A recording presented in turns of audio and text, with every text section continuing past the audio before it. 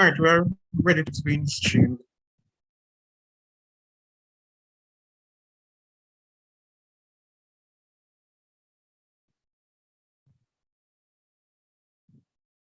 All right, good afternoon again, everybody.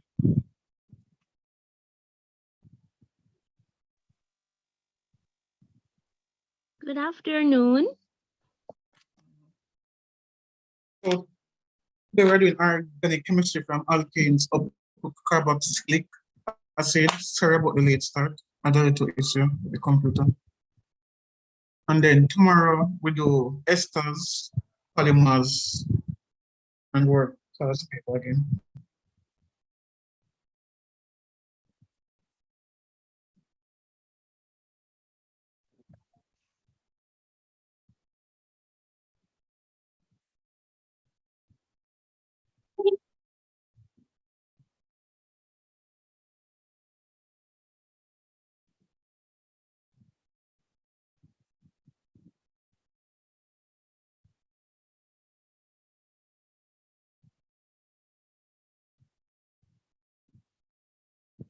All right, so I know some people are good with organic chemistry, some are not. So for this session, I'm just going to pretend that I'm going to work with those who aren't so good. All right, so I'm going to start from kind of from scratch. All right, so.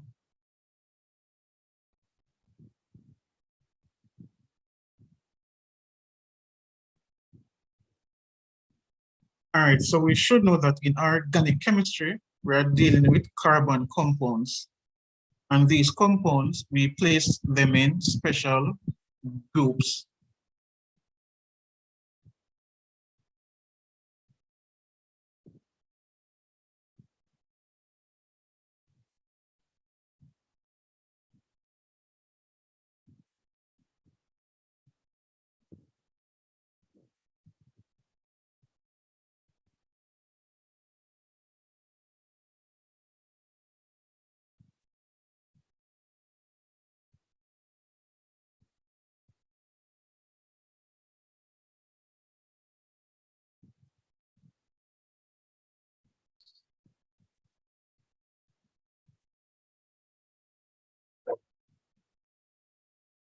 What is this special group that I am referring to?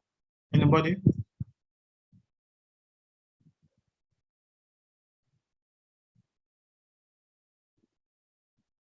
Start with H.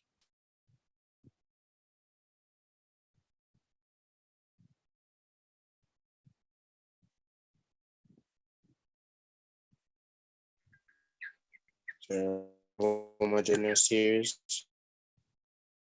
Right. So every organic compound, they are placed in a particular homologous series.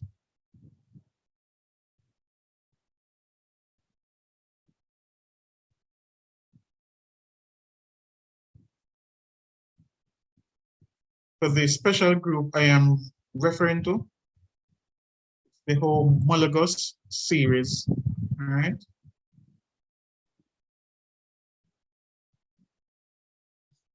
Your correct message for answering the text, all right?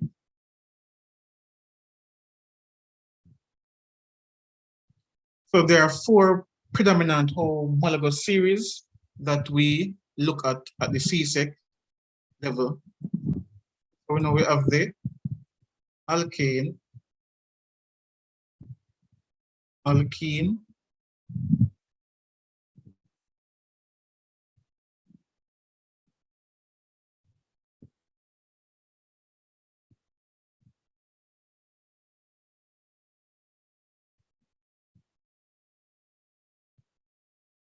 alcohols. We also have esters, but we don't go much into esters as we would do for alkanes, alkenes, alcohols, and carboxylic acid. All right, so those are the four homologous series that we have. Now, there are certain characteristics that we use in order to place a compound in a particular homologous series. And you must know them.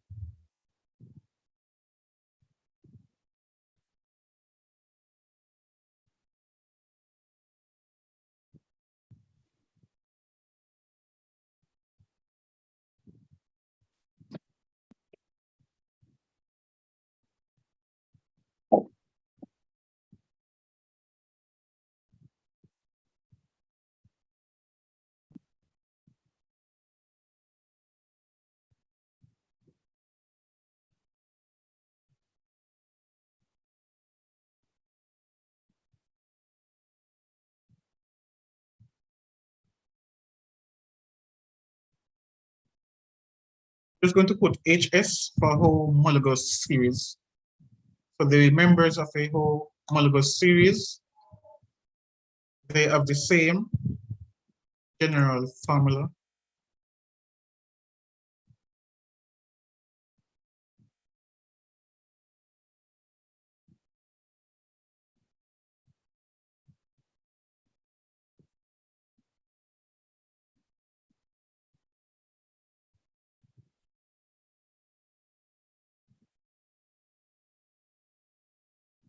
Same functional group.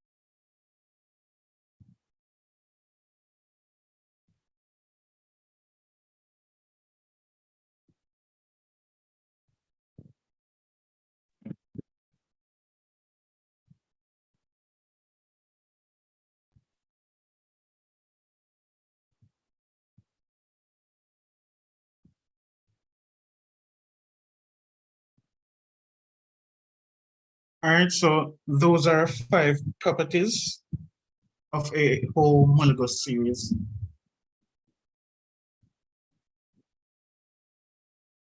We're going to look at them in detail now, the alkane, alkene, alcohol, and carboxylic acid. Is, just to check, is anybody writing? Before I clear the screen? Yes, sir. All right, I'll give you a minute.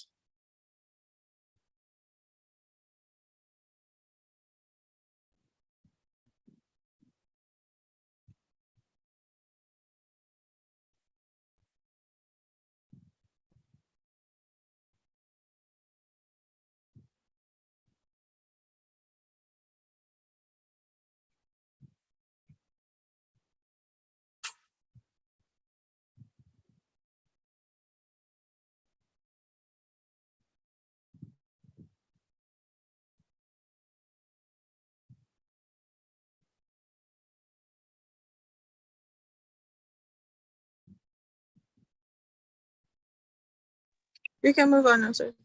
Okay.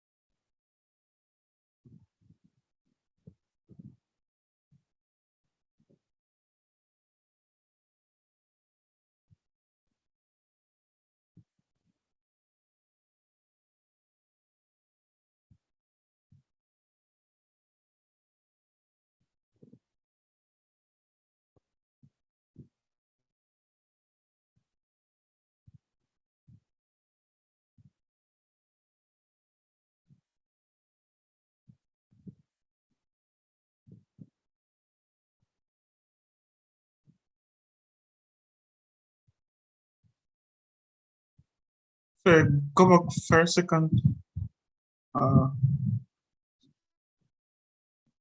Next time just speak, all right? Because I don't see the message immediately.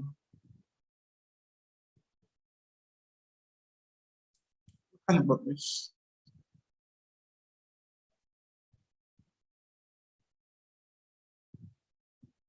All right, just take a screenshot. Let me know when you do it. All right, my son?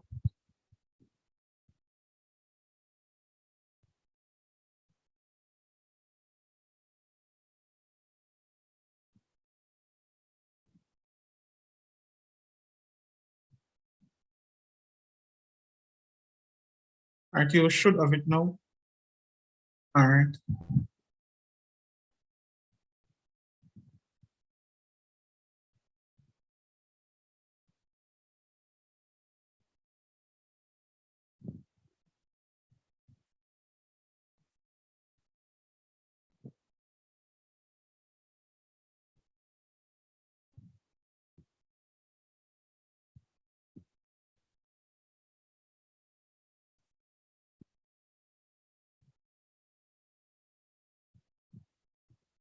All right, so before we look at these homologous series, just let us check box something about the atomic structure of carbon. We know that the atomic number for carbon is 6. And if you do the electronic configuration, you have 2 on the first shell and 4 on the second shell. I know that carbon is a non-metal. So in organic chemistry, you are dealing with compounds made up of mostly carbon, hydrogen, and in some cases, oxygen. All of these elements are non-metals. So the type of bonding in organic chemistry is covalent. All right, remember covalent bonding, it's between non-metal atoms. And in your organic chemistry, they are all non-metal atoms, which means that carbon is going to share electrons. So if you look at the electronic configuration, it has 4 electrons on the valence shell. So it would need, in order to get the noble gas configuration of 2,8, so to get the noble gas configuration,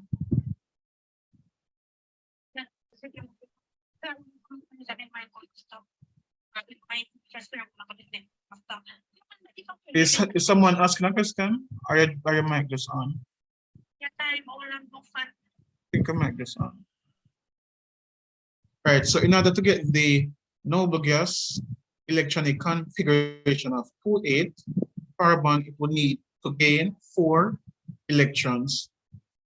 So it already has 4 on the valence shell, so it would need to gain 4 electrons.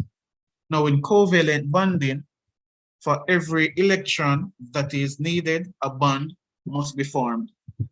All right, so if carbon needs to gain 4 electrons, it must form 4 bonds.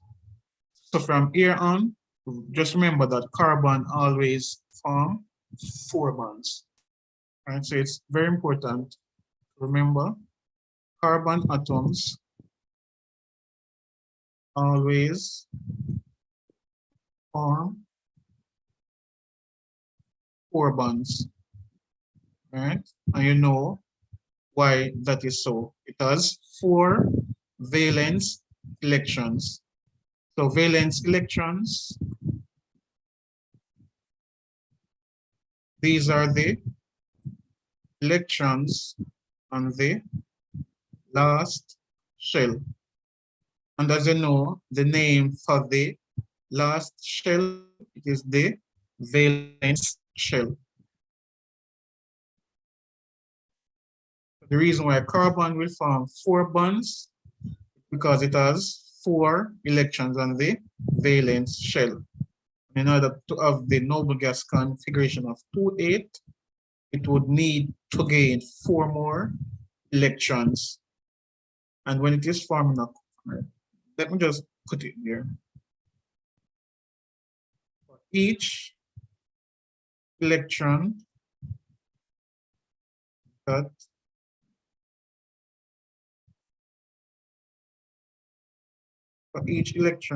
that is gained,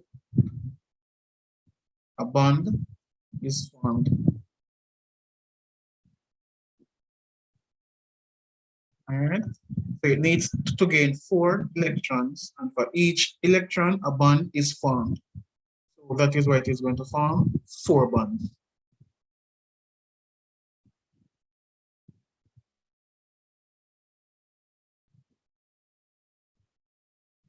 Give me a second.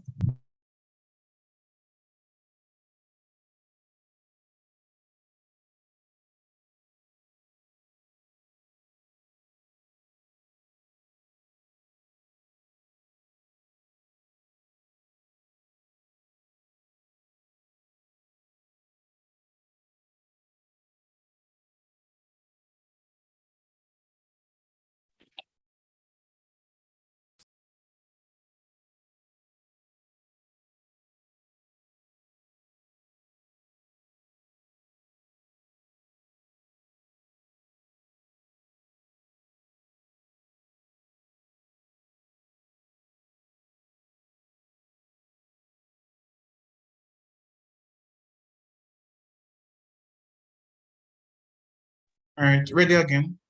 By the way, if you have any question, feel free to ask.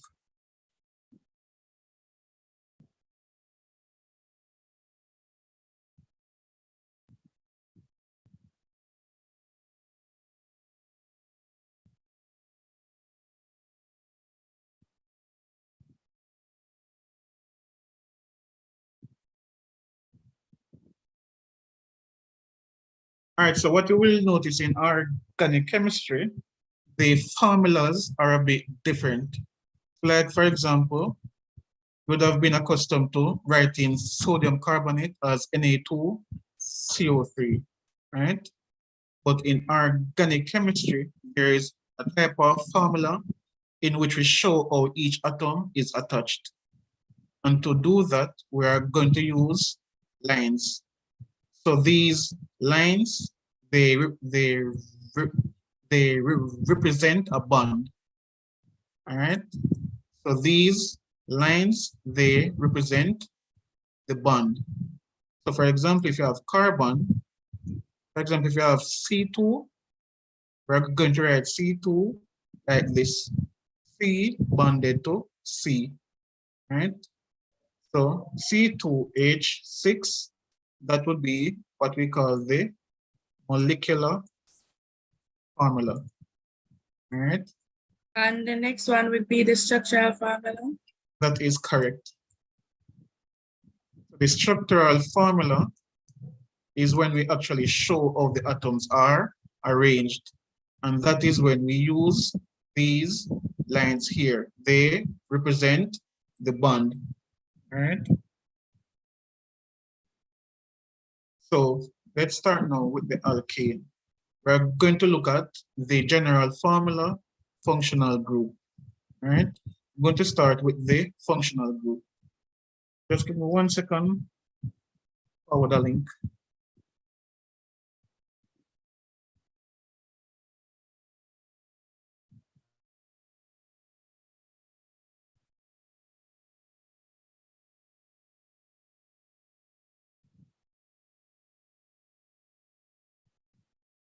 Yeah, ready again. So the functional group, we're going to start with that. Remember we said that each member of a homologous series have the same functional group. So of the functional group, you can look at it in 2 ways. When you look at a compound, the functional group is what you are going to use to identify which homologous series it belongs to. So for example, the alkane, if you look at an organic compound,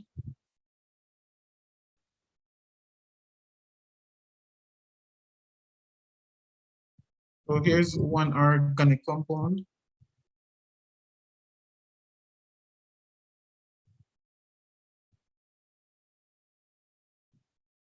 Here's our next one.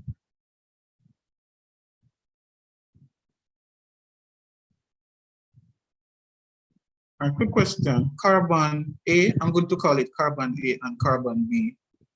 Why does carbon A and B have, why does carbon A have 1 hydrogen and carbon B have 2 hydrogen compared to carbon C with 3 hydrogens?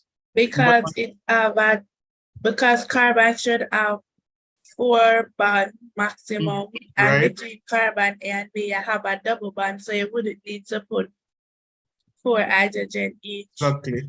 Good. So if you do that on the exam, so if you should put a hydrogen here, then it is incorrect.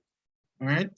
So putting a hydrogen here, your answer will be incorrect. If you put one here, it is incorrect. As the student said, carbon must always form 4 bonds. And this bond, it counts as 2. Remember, every line is a bond. Okay? So between these 2 carbons, you have 2 bonds. So 1, 2, 3, 4. So if you put a hydrogen here, that would be 5. So just take care, once you have a double bond, just check that you don't put too much hydrogens.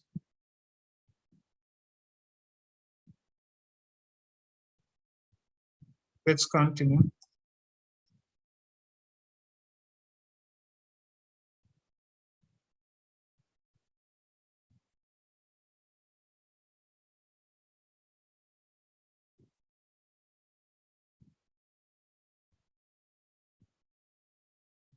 All right, so we have 4 compounds on the board. I'm going to call them compound A, B, C, and D. When you look at compound A and B, is there any difference? So both of them have carbon and hydrogen. Is there any difference between compound A and B? Compound A only has single carbon bonds and compound B has a double bond in it. Right. So what we're doing here is picking out functional group. So if you get, when you look at the displayed formula of an organic compound, whatever you use to know which homologous series it belongs to, that is the functional group. So if you look at compound B, there is a carbon to carbon double bond. So once you see a carbon to carbon double bond, we know it is an alkene. So the functional group, I'm just going to put FG for functional group. So the functional group for alkene is carbon to carbon double bond.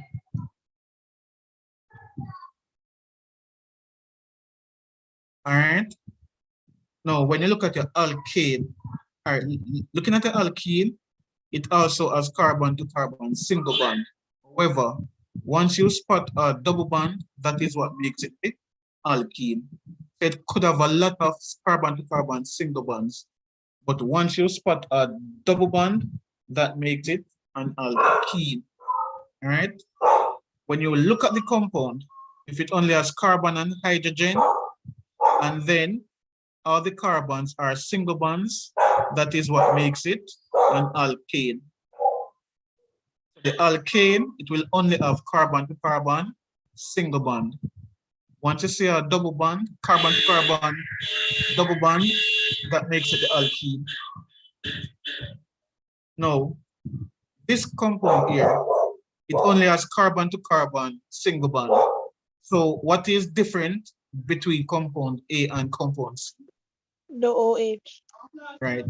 So once you spot the OH, that makes it an alcohol. So the functional group for alcohol is OH. Now we give the OH a name. It is not hydroxide, it is hydroxyl.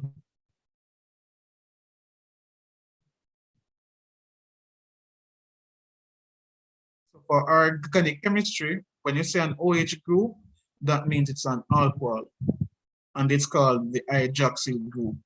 All right. Now for compound B,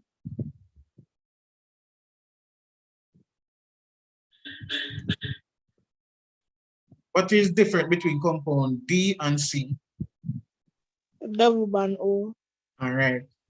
So when you look at a compound, and at the end, it will always be the carbon at the end.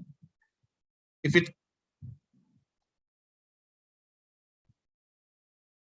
the carbon at the end, once it has an OH group attached to it, as well as an oxygen,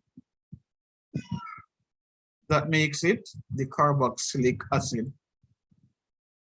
all of this is what makes it carboxylic acid.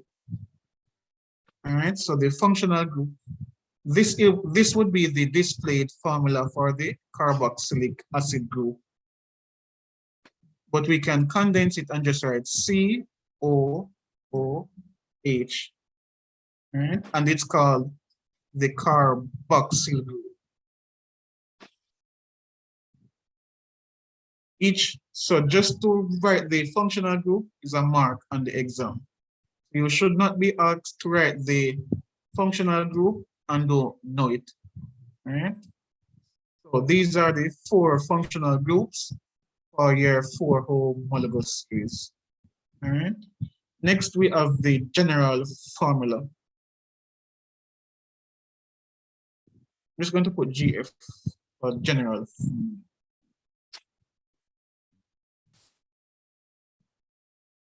So the general formula is going to let us know how many hydrogens should be in the compound based on the amount of carbons.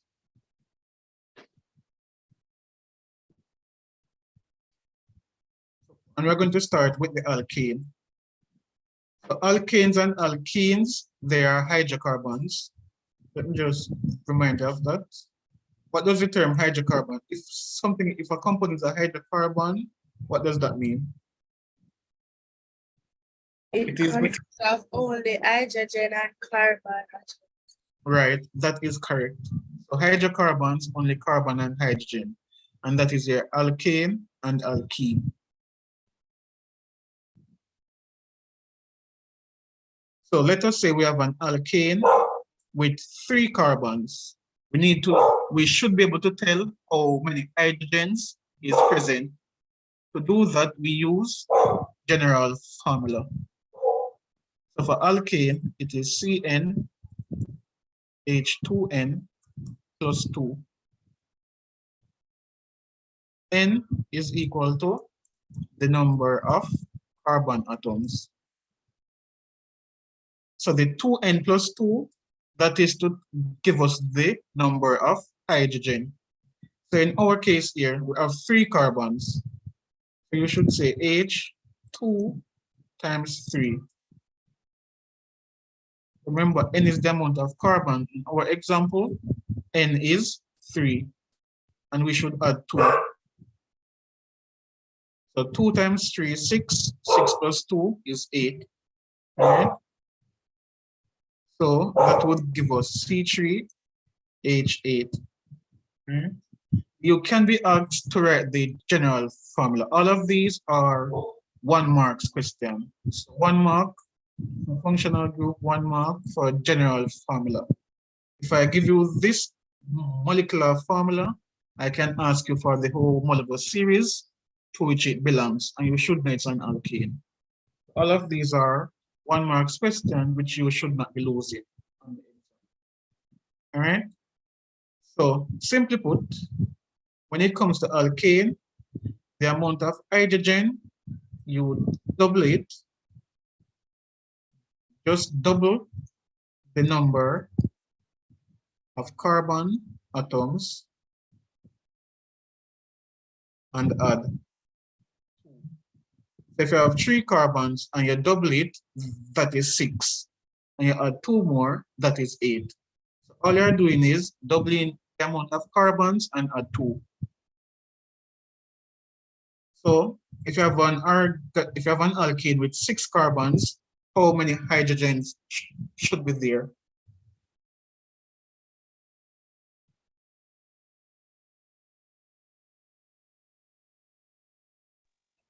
$14.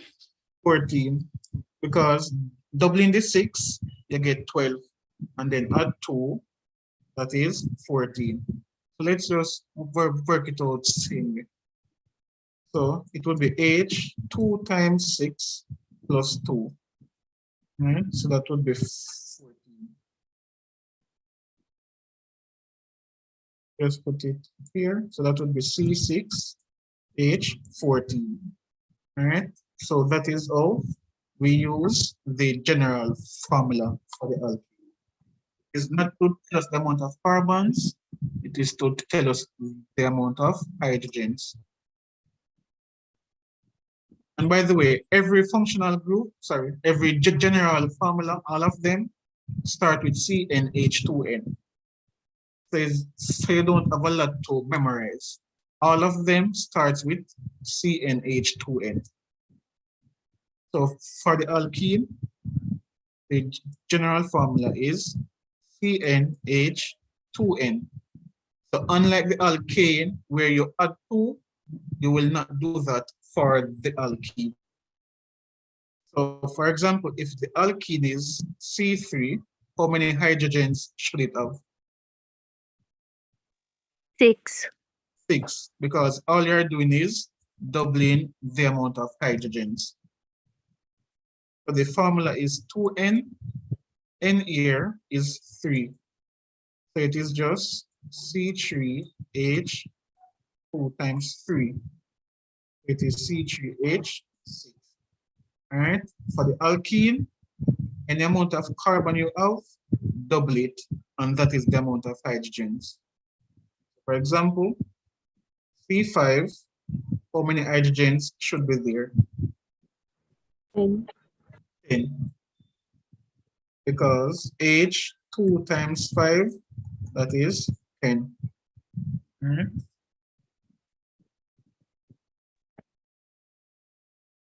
For the alcohol, as we said, all of them will start with CnH2n.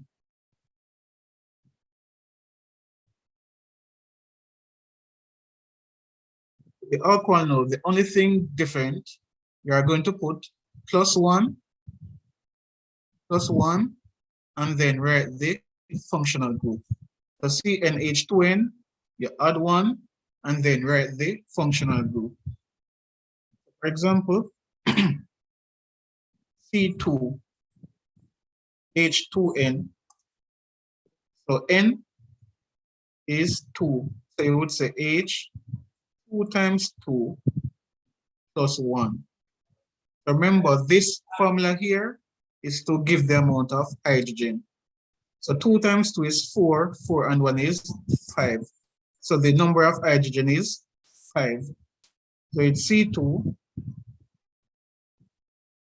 H5. Remember, write back the functional group, which would be OH. Right? So that is C2H5OH. So come back to the alkane. The alkane starts with H2n. All you do is add 2.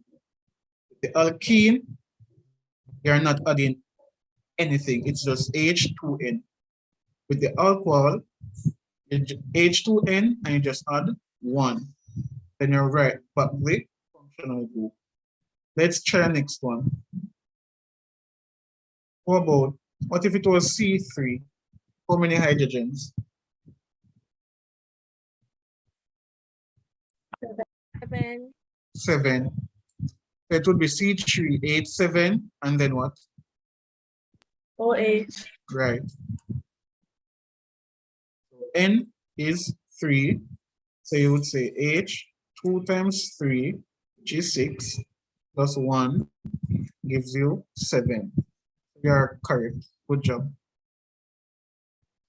The carboxylic acid and the alcohol is similar in the sense that I'm going to write back CnH2n plus 1, then the functional group. Right? So the alcohol CnH2n plus 1, the functional group, which is OH. Carboxylic acid CnH2n plus 1, functional group. All right, so for example, let's go with C2. All right, how many hydrogens should be there?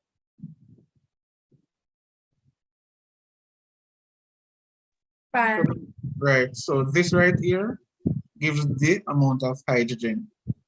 It will be C2H5, okay? And then the functional group.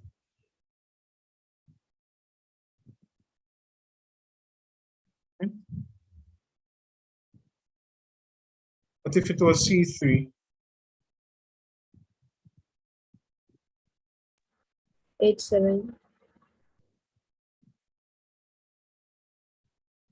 All right. So that is how we use the general formula. So you should know the functional group for all of the homologous series as well as the general formula.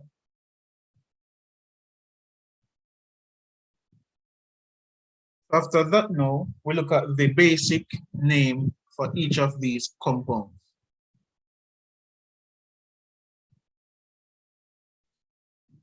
Give me a second.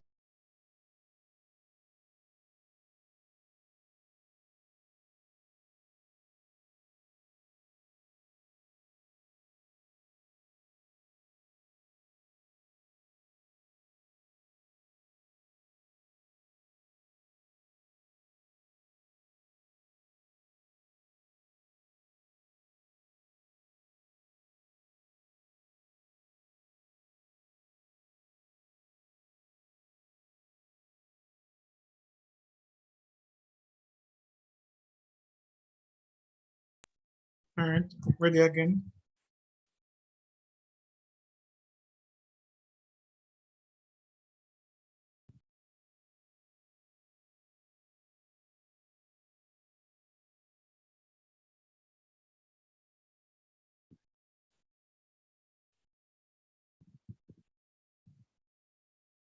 All right, so let's look now. How do we name our organic compounds? So the name has two parts. When we name in our organic compounds, there's two parts. The first part is based on the number of carbon atoms, right? And the second part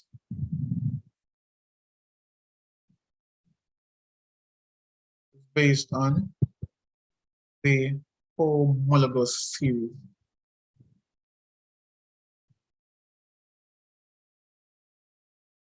For example, any of them, any organic compound, once it has one carbon, it will start with meth. So if the alkane has one carbon, it will start with meth. Now the alkenes, the smallest alkene has two carbons. So the alcohol, once it has one carbon, it will also start with meth. And the carboxylic acid, if it has one carbon, it will also start with meth. As I said, the first part of the name is based on the number of carbon atoms. The second part is based on the homologous series. So if it's an alkane, it will end in ANE. If it's an alkene, it will end in ENE. If it's an alcohol, it will end in anal. And if it's a carboxylic acid, it will end in anoic. So that is how we get the names. First part, based on the number of carbon atoms. Second part, homologous series.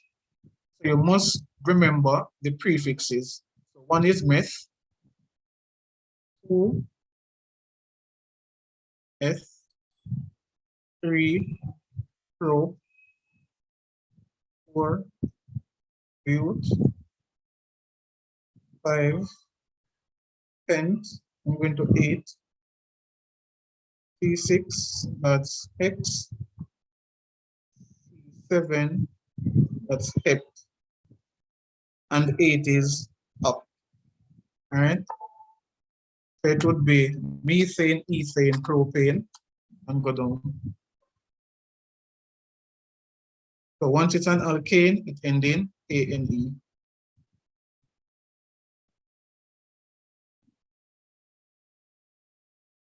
And we just showed you how to use the general formula. So if it has one carbon, it should have 4 hydrogens.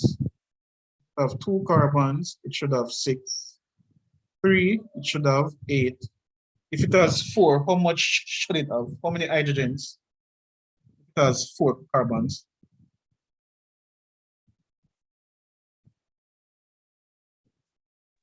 10. 10. 5, it would be how much? 12. 12. Right. C6H. 14. 14. Right. So if you notice 4 and then it just go by 2. So 7 would be 16. And then 8, it would have been C8. Just drop it. C8H18. Right. So let's do some of the alkenes.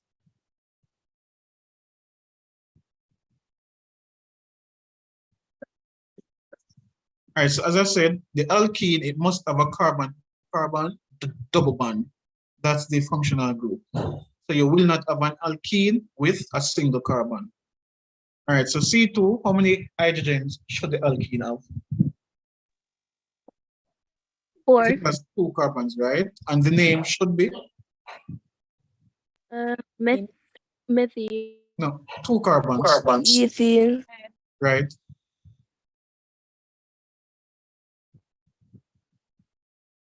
C3, how many hydrogens? 6. All right. That would be propane. All right. All right, so if you ethanol- Propane. Don't you mean propane? oh yes, thank you. Right. Propane.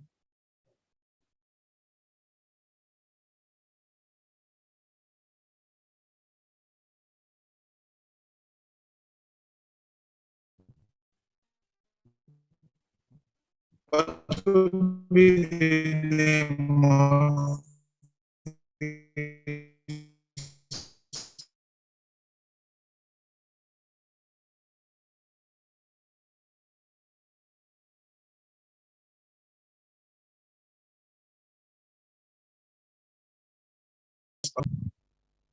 give yeah, this would be methanol. C2H5OH. What would be the name of that one? Ethanol. Right. Give me a second.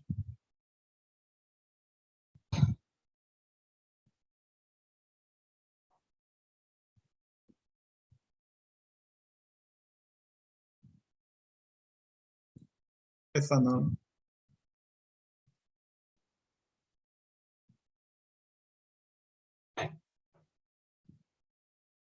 Now with the carboxylic acid, in terms of counting the amount of carbons, the carbon of the functional group, you should count it, all right?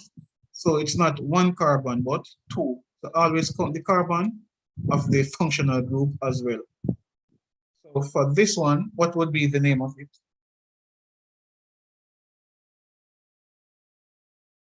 If it has 2 carbons, it should be called?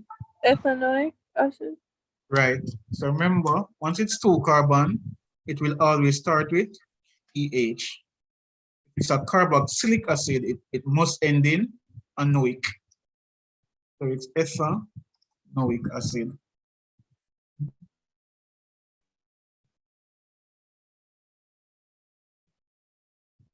It's C2H5COOH. How many carbons are in this compound? 3. 3. Right. So it would be called? Propanoic. Right. Propanoic acid. As you can see, just to run back through, once it has 3 carbons, the names that use 2 carbons. So for these 2 carbons, notice F, F, F, F. Once it's 2, it is F. And then the ending now is based on the functional group. An for alkane, in for alkene, anal for alcohol, and anoic. All right. Any question before we move on? All right. Next question is, anybody writing? I want to know if I can erase.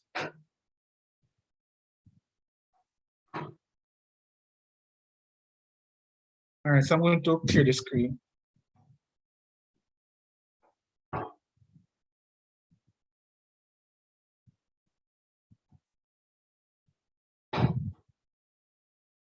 All right, so in organic chemistry, we have three types.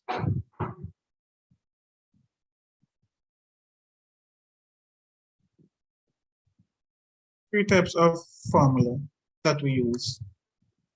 We have the molecular formula that you are accustomed to from earlier times, grade 10. Molecular formula.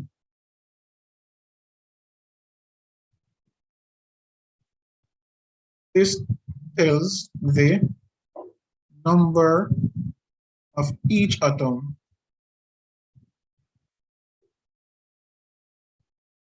in the compound.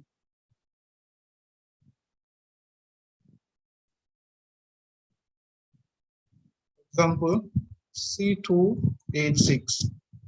It tells us that we have 2 hydrogens and 2 carbons and 6 hydrogens. 2 carbons and 6 hydrogens. So that is what the molecular formula does. It just tells you the amount of each atom in the compound. The next one now is the displayed formula.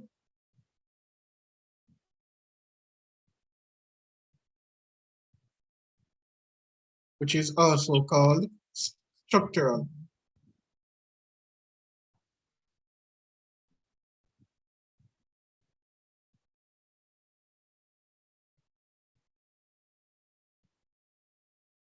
This one now, it shows the arrangement of the atoms.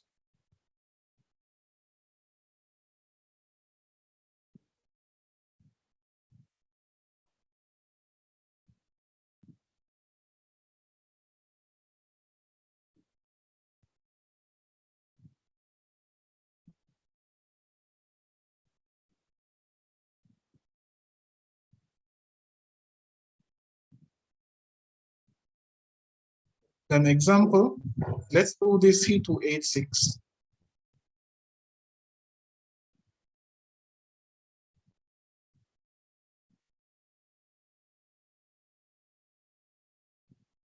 Remember now, your carbon atoms, they will be bonded to each other. So if you have 2 carbons, the 2 carbons should be connected to each other. Remember, this line is a bond. Now, every carbon, as we said in the beginning, every carbon form, how many bonds does each carbon form? 4. Right. So that means how many lines should be around each carbon? 3. All right, 3 more. 4 in total. Right. And then you put the hydrogens at the end of each line. So C2H6, the molecular formula, it just tells you the amount. But the displayed formula or the structural formula, it shows you how the atoms are actually arranged. Let's try next one. C4H. If this is an alkane and it has four carbons, how many hydrogens should it have? 10. Right. Double it and add 2. Again, now with the displayed formula, all the carbon atoms are connected to each other, one after the other. Right? Again, each carbon atom must have 4 lines around it.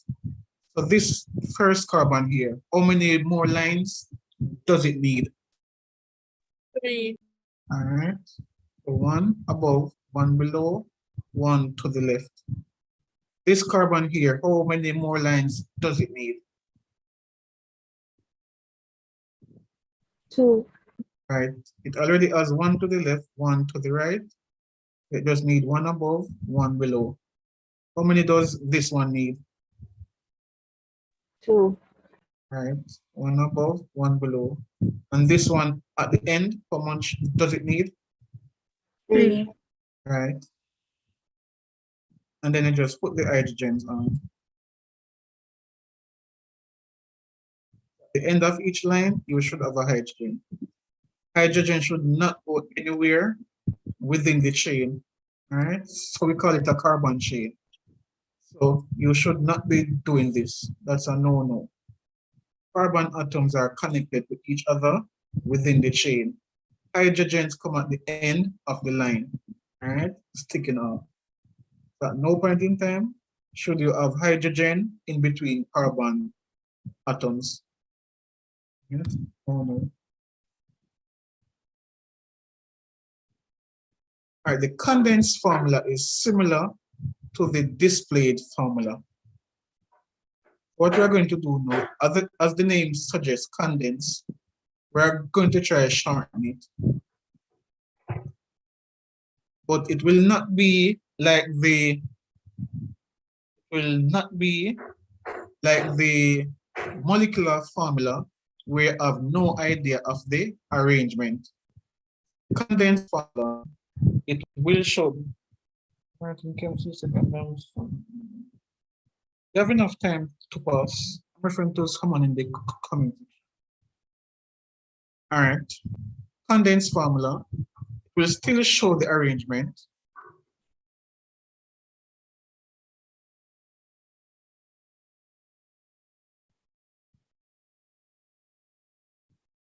And so it will still show the arrangement of the atoms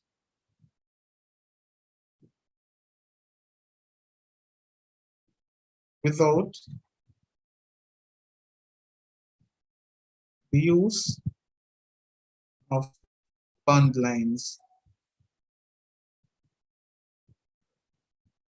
So basically, we're going to draw back this, but without any of these lines in the compound. So if you're just learning this or don't remember how to do it, just draw a line between each carbon atom. All right. Now, so first thing, you do not start with the elements like hydrogen or any other one. Always start with the carbon. So your condensed formula always starts with the carbon atom. And you are going to ignore everything to the right of the line. When you're starting out, ignore everything to the right of the line. So this carbon atom, what is attached to it?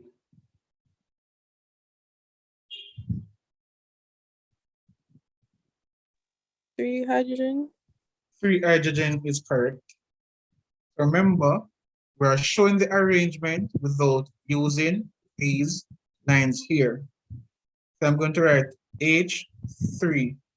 What this is saying, I have 3 hydrogens on the first carbon. All right. We're going to move now to the second carbon. Now just pay attention to what is between the 2 lines. So for this carbon, what is attached to it? 2 hydrogen. Right. Hydrogen above, hydrogen below. You're right, H2. Then you move now to the third carbon. What is attached to it? 2 hydrogen again. All right. And then you move to the final carbon. What is attached? 3 hydrogen. Hydrogens. All right. So you should be able to convert displayed formula to condense and condense to displayed. All right. And take this off and we try it again. I'll work some more examples quickly. If you have any question, feel free to ask.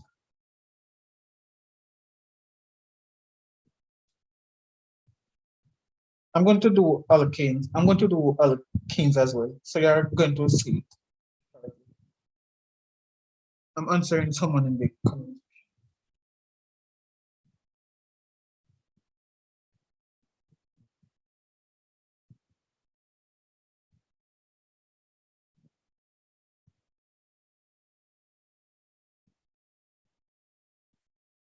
All right, so just doing a check. Is anybody writing at the moment? No, we don't do aldehydes at CSEC. All right, so let's clear the screen and do some more examples.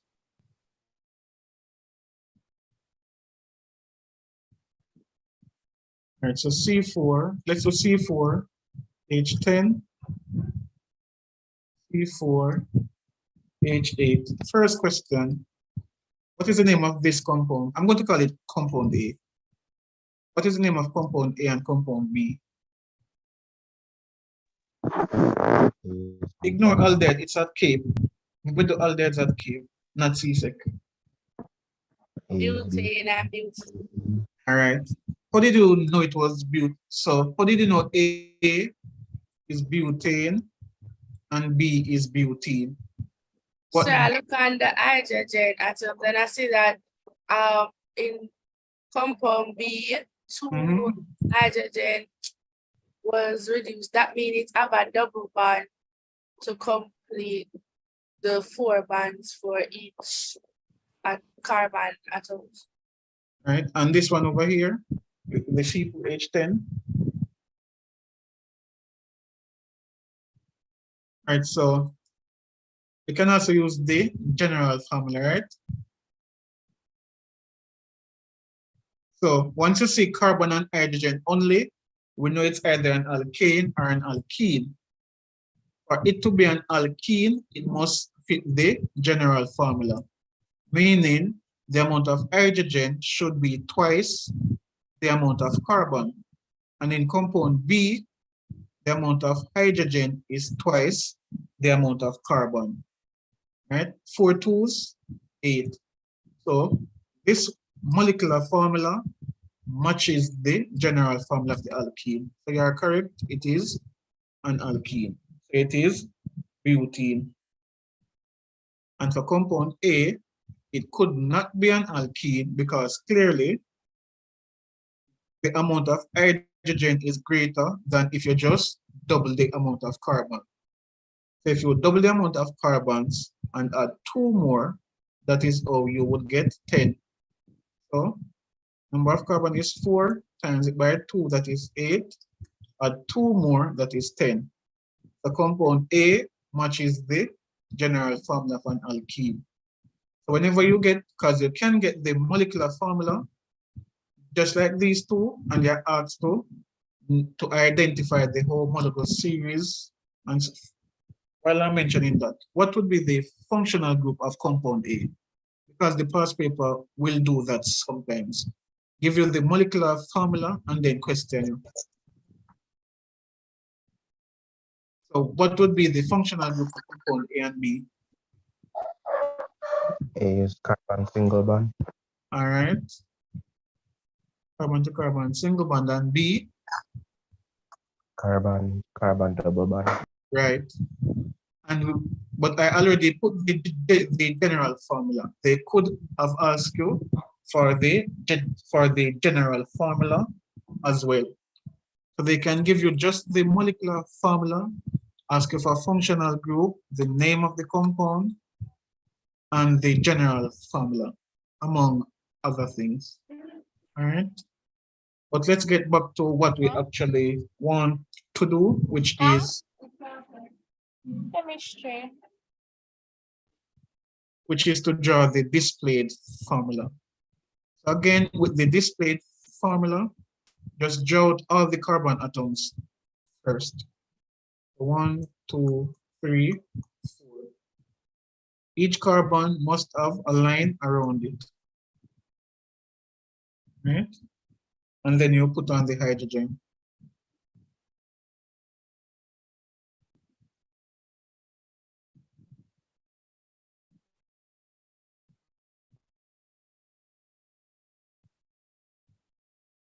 Now this one, C4H8, since we know it's an alkene, right?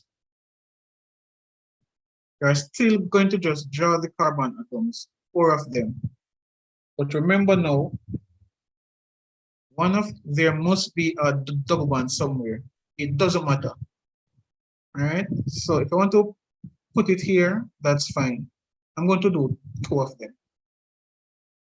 1, 2, 3, 4. You could put it here as well. All right. So it doesn't matter where you put it. Just remember now, every carbon must have 4 lines. So once you get to this one, where you have the double bond, careful. So this carbon, it has 1, 2, 3 lines already. So it just needs 1 more line. All right. This carbon, it also has 3 lines. So it needs 1 more. It doesn't matter where you put it. It can be below or above. It doesn't matter. And then this carbon, it only has 1. So you put on 3 more. Right? And then, as usual, hydrogens, you put them at the end of each line.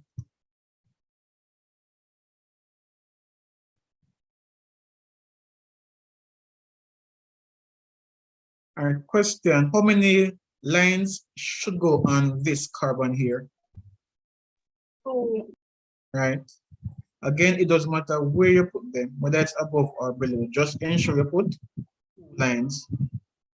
This carbon here now, how many lines should it have? 1. All right. And this one here? 2. And this at the end? 3. 3. Good.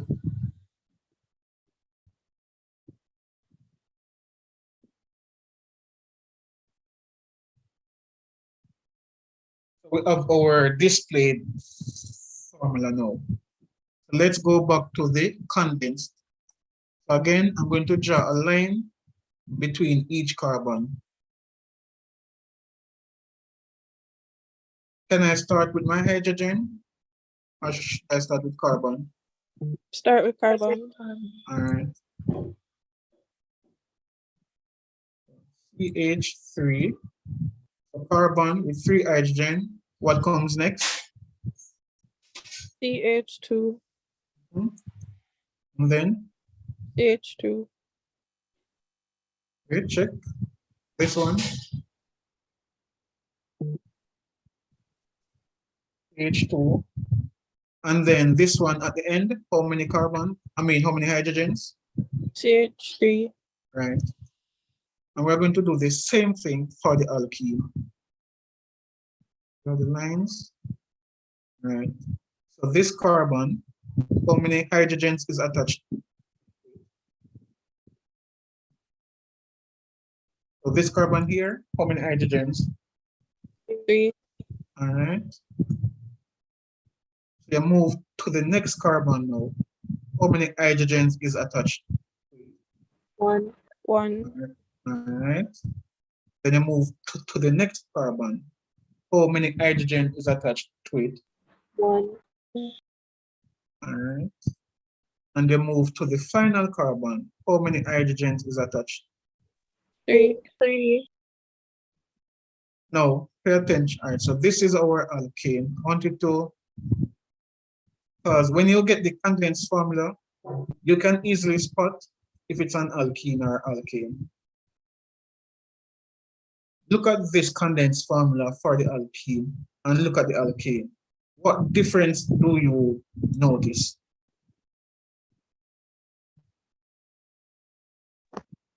Less hydrogen.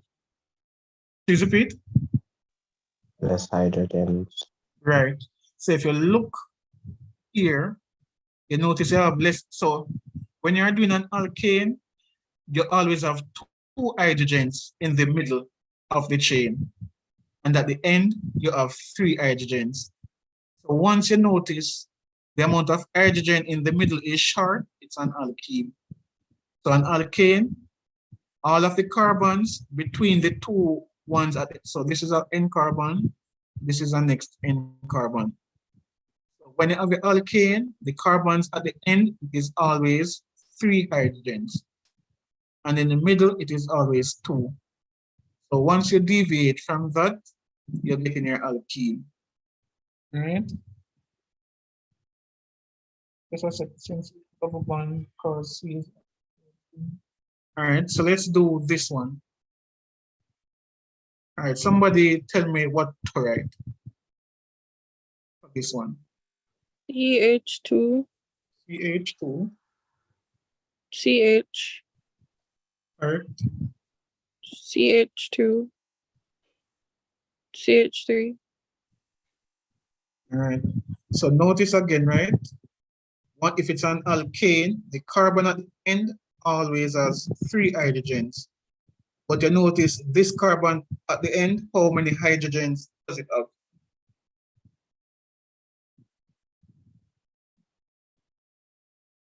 No, I'm doing just organic chemistry. Okay. Organic chemistry is a very large topic. Right, so when it's an alkene, if the double bond is at the end carbon, whether this end or this end, you will not have 3 hydrogens. So once you know the hydrogens are short, then it's an alkene. Moles is for Sunday. All right, so that is how you do displayed, condensed, and well, you know the molecule already. All right, so after this, we have to actually name the compounds.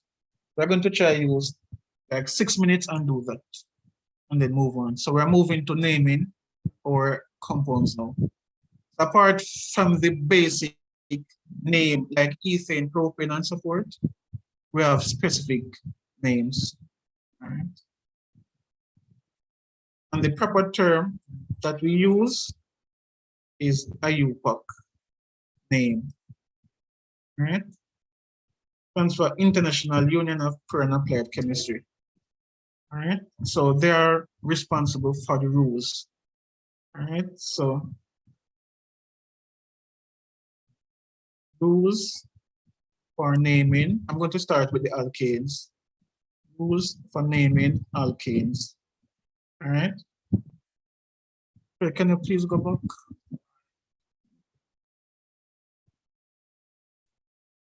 You have to go back, just speak aloud because I'm not seeing them. I don't see the message immediately.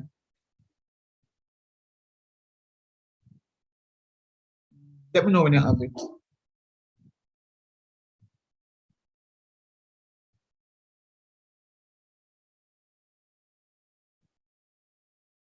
Okay, just a second.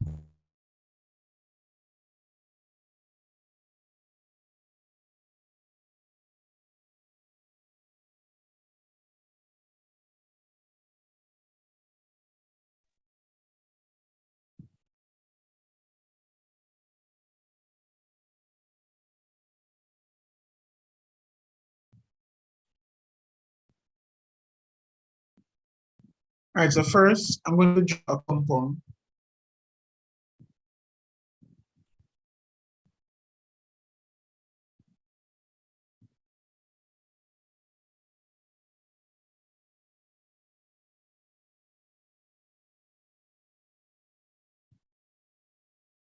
Which homologous series does this compound belong to? Alkane. Right. Alkane. That's 1 mark. What's the functional group for that compound? Single bond. Single bond. Right, that's the next mark. And what's the general formula for this compound? CnH2n plus 2. Right, so that's 3 easy marks that you can get. What is the IUPAC name? They don't have to say IUPAC name. They can just say what is the name of the compound. But if they should, right, if they should mention the word IUPAC, I don't want you to think it's something new. All right. the same name. All right. So as you correctly said, it is butane. Now, sometimes you are going to see elements other than hydrogen, all right? And those elements, we call them substituent groups.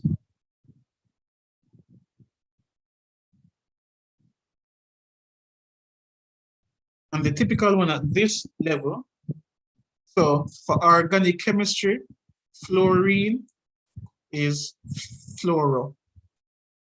So the halogens, fluorine, chloro, bromine, bromo.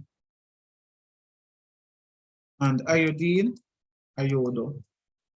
The typical ones that we use is bromine and chlorine, but you can get any one of them, all right? So I'm going to erase one of them now. All right, so it was butane. Get back with chlorine now. 1, 2, 3, 4. Bromine. So when you're naming your compounds, the first thing you do is count the amount of carbon atoms. So again, how many carbon atoms are in the compound? So the first thing, we count the amount of carbon atoms. How many are there?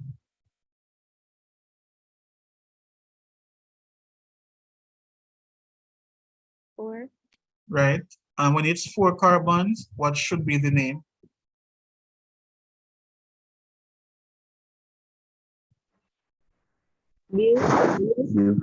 Right. So once it's 4 carbon, it is butane. Now take a look at the compound. Is it just hydrogen that is on it? No. No.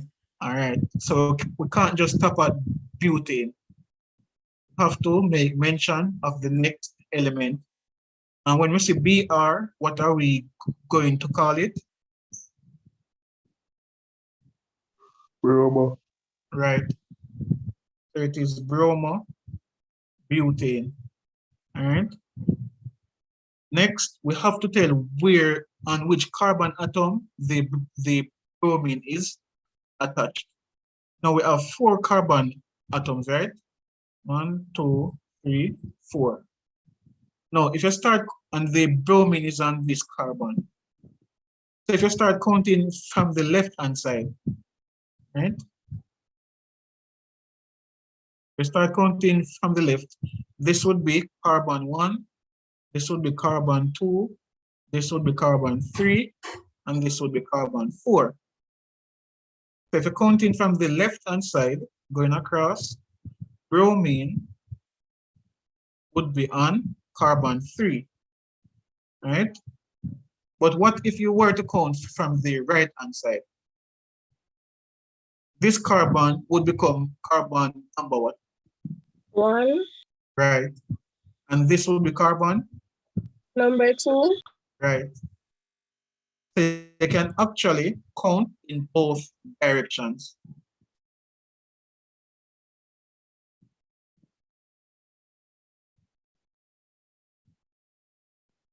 So you can count from left to right, and you can also count from right to left. If you're counting from this end, the bromine will be on which carbon? 2. Right. So in one instance, bromine is on carbon 3. In the next instance, it is on carbon 2. You always use the lower number. So between carbon 3 and carbon 2, which one would you go with? Carbon 2. All right. So bromine is on carbon 2. So we put 2 dash bromobutane. So the 2 is telling you that bromine is on carbon 2. So if you get the compound to name, don't just say 1, 2, 3 and write 3 bromobutane. So the next option is 3 bromobutane. All right. That is incorrect. Reason why it is incorrect, always choose the lowest number. All right. It is 2 bromobutane. of the option between 2 and 3, you choose the lower number. All right. So this is the first important rule of naming the compounds. All right. Let's try next one. So the first thing we did is just draw butane with just hydrogens on it. Then we put one substituent on it. Next thing I'm going to do is put 2 different substituents on it.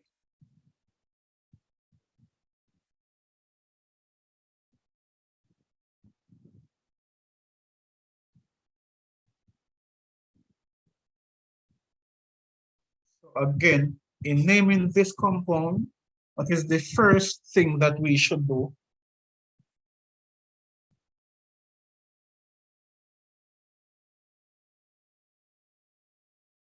The first thing we should do. Carbon All right. And how many carbons are there again?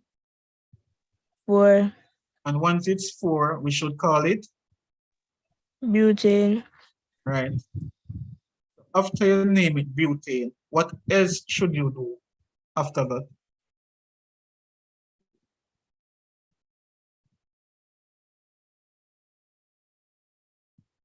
So is the name just butane? no, All right. What should we do? we start from the lower one, so from bromo. All right. So you identify the substituent group. Right. So you identify that bromo is there and chloro.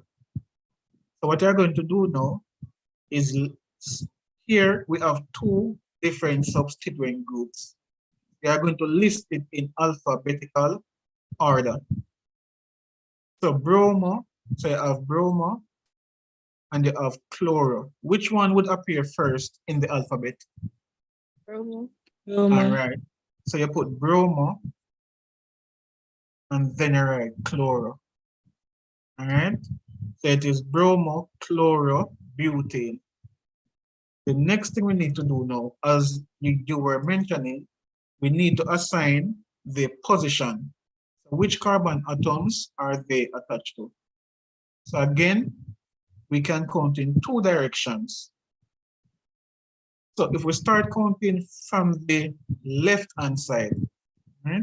So we're counting from left to right. The chlorine would be on which carbon? Count from left to right. So, all right, this is carbon 1, carbon 2, carbon 3, carbon 4. Chlorine and bromine, which carbon are they on?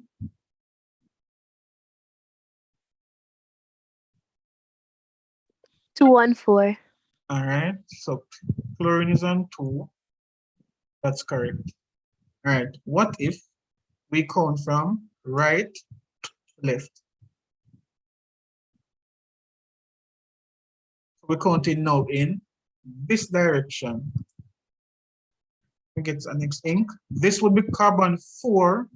We would be counting it as which carbon now? If we're starting at this end. It would become, right, and this would become carbon 2. all right, 3 and 4. When you're counting this direction now, the bromine and the chlorine are on which carbon atoms? Bromine is on 1 and the chlorine is on 3. All right. So what we're doing, or what we must do, is give bromine and chlorine the lowest number possible. So when you count from left to right, chlorine is on 2, bromine is on 4. If you should add up 4 and 2, that is a total of 6. But when you count from right to left, if you should add up 3 and 1, you will get 4.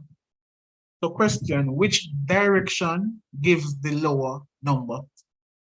Right to left.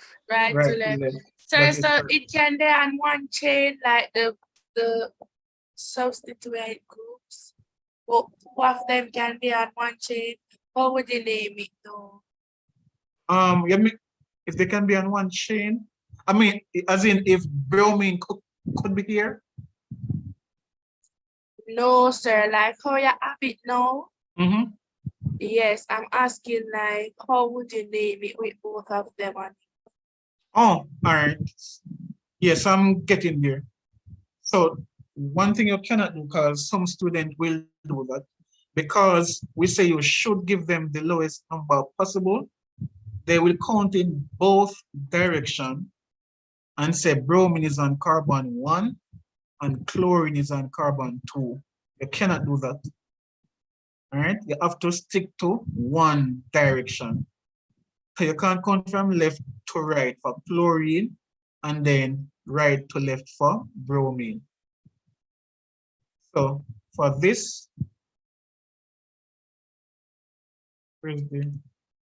this is incorrect and this one is correct.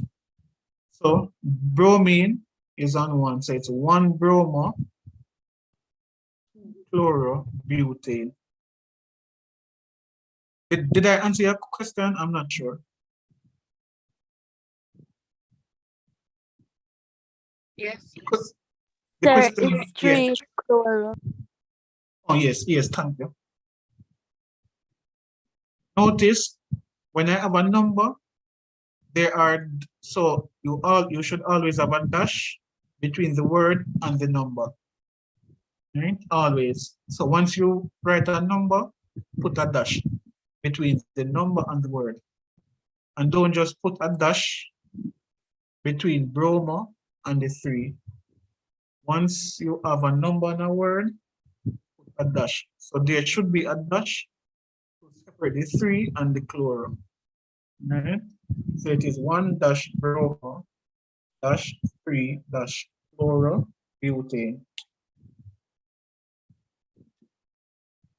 Sir, I have a question. Sure. Could you start branch from the bromo? Repeat that again. Sir, could you start the branch from bromo if we could count bromo as 1 and then the one above it, the one carbon atom above it as 2 and then 3, 4. Wait, so let me clear a part of the board so I can see if I understand what you're saying. All right, so we have 4 carbons and the bromine is here. They're saying if we start counting from here, go again with the question. Sir, if you could start counting from the bromo, if we could do that. Yes, as in, so when we do that, this carbon is carbon number 1. And then this becomes 2. Is that what you're asking? No, sir, I was asking if bromo could be 1 and the carbon above it could be 2. Oh, well, oh, so look, oh, what we're doing, we're not counting the bromine, you know. What we are doing, so the carbon is so we call it a chain, right? So we know we have the 4 carbon atoms connected to each other. When you look at the name, because you should be able to look at the name and draw this structure. So when you just say 1 bromo, it is telling you that on carbon 1, you should have a bromo group. So it's not like we're saying bromine is 1 and carbon is 2. We're saying that bromine is attached to this carbon. So the numbers are actually the carbon atoms. So chlorine is on the 3rd carbon, bromine is on the 1st carbon. Does that clarify your question? Yes, sir. So, sir, if below the first carbon, sir, there was another carbon. Wait, hold Um, on. Just a second. So move the bromine and put a carbon here. yes, sir. Mm-hmm. So we could start the branch from that carbon. Right. Start When you say, counting from. oh, from this carbon? Yes, sir. Yes, you have to. So if you notice this carbon, all right, so you cannot, I got to add that. So 1, 2, 3, 4, right? When you're counting, you have to count not just in a straight line. So this carbon is still connected to this carbon, right? So it would continue come down, all right? So if it ends in a straight line, that is fine, right? But if you have a carbon that comes down, you have to continue counting come down, all right? So let me put it this way. If a carbon is connected to two other carbons, it is not the N carbon. The N carbon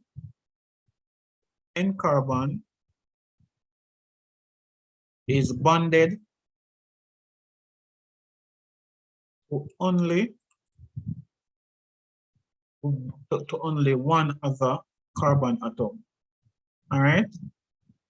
So when you look at this compound on the board, this carbon, some student will see it as the N carbon. But how many carbons is it bonded to?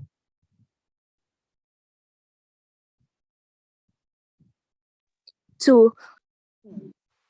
And I just said that what N carbon is bonded to what? Only one other carbon atom.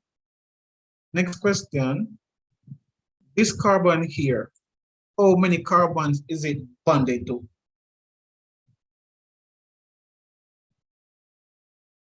One. Right. So this is your N carbon. This carbon out here, how many carbon is it bonded to? One. So that is your N carbon. All right. So it don't have to be in a straight line. So if you see a carbon, or if you get one where it is straight and then a carbon points down or points up, just remember this rule here. If it is not bonded to only one carbon, it is not the N carbon. All right. So in that case, what you will do, you will say 1, 2, 3, 4, and then come down. All right. 5. So this would actually be pentane. All right. But when I get to isomers, we will look at these type of structures. All right. Sir, question. Sure. Could it also be 3-chloro-4-bromobutane? All right. If you did that, no, I'm not sure why. So you have to stick to one direction.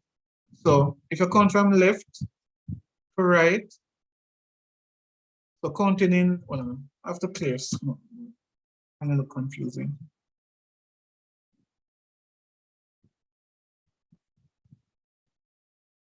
So counting from left to right.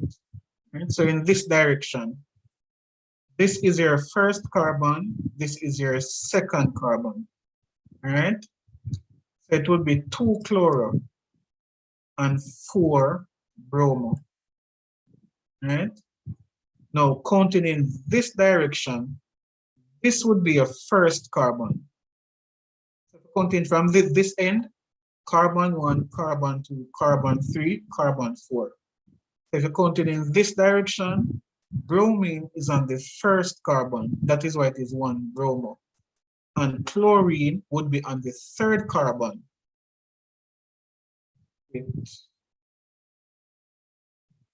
So it would have to be 1-bromo-3-chlorobutane. Right. So it is either 1-bromo and 3-chloro. Sorry, just a second. So it is either 2-chloro 4 and 4-bromo or the 3-chloro with the 1-bromo. But I can't pick a number from here and one from down here. So you have to pick a specific direction. So the direction gives them the lower number in total. So 4 and 2, that adds up to 6. 3 and 1, that adds up to 4. So this direction in total give both of them a lower number overall. Right? So you just work with one direction. Okay, sir. Yeah.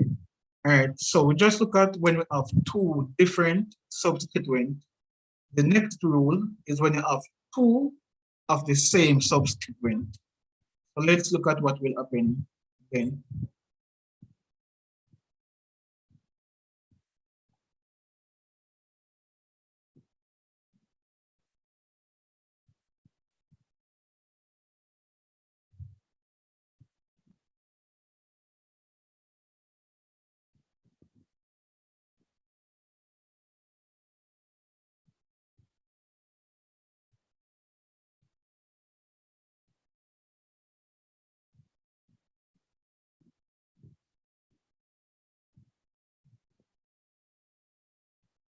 All right, so first, how many carbons are there?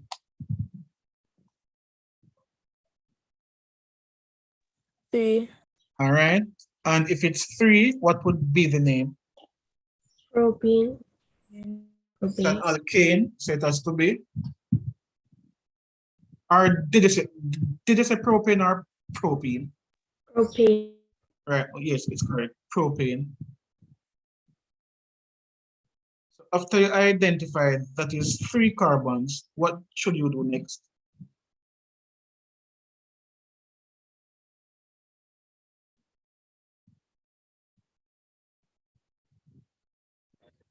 Start from the lower one. No, as in, before you identify the substituents. Hmm? So again, what are the substituents present? Bromo and chloro. That is correct. Bromo and chloro. Just a second.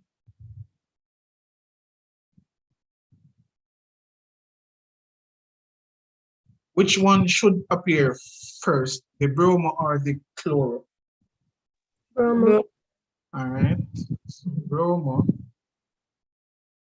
then chloro. Now, how many bromo is present on the compound? 2. All right. When two or more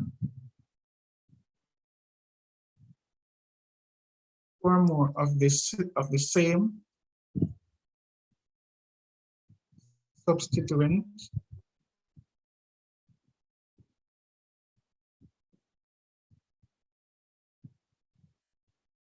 present, we use prefixes. So if you have two, it's di. Three, we use tri. Four is tetra. All right. So how many bromo group is on this compound again? 2. So it would be di. Right. It is dibromo. It's just one chloro, so it stays as that. Next, we need to assign numbers. Right? So again, now counting from the left-hand side, going across to the right-hand side. This would be carbon 1, this would be carbon 2, and this would be carbon 3. So the first bromine is on which carbon? 2. The second bromine, so even though they're on the same carbon, you always indicate the position, right? You don't just put 2 and leave it at that. So the first bromine is on carbon 2, the second one is also on carbon 2. And chlorine is on carbon 3. All right.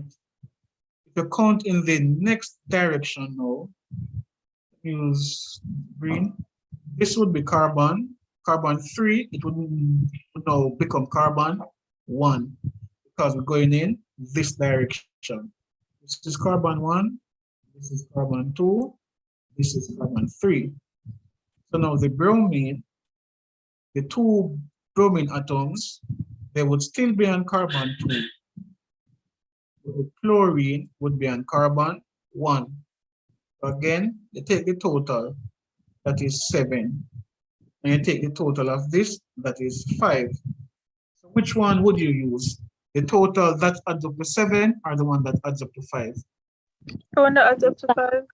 All right, so it would be Right, just carry this a bit close. So 2, 2 dibromo. So notice both of them are on carbon 2, right? So when you have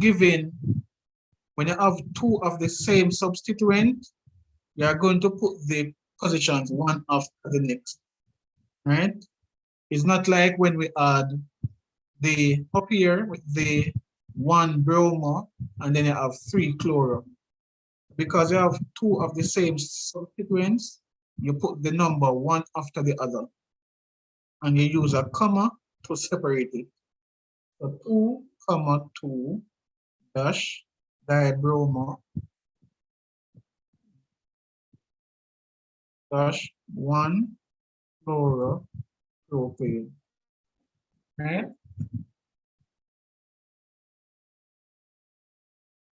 Sir, question. Sir, could you sure. write the condensed formula for this, please? Sure.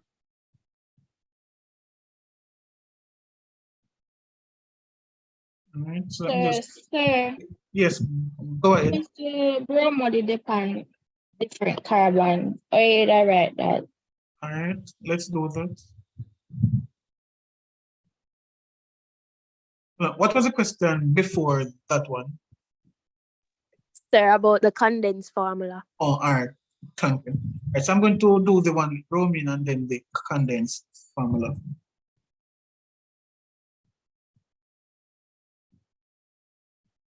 All right, so let's do this. Br,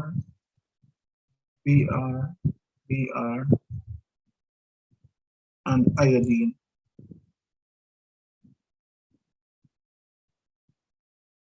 So the first thing I do, count the amount of carbon. So it is 3, so it is propane. So we get that out of the way. We know we have bromine and we have iodine. So we have to list it in alphabetical order. So we know that bromine, so bromo, will appear before iodo.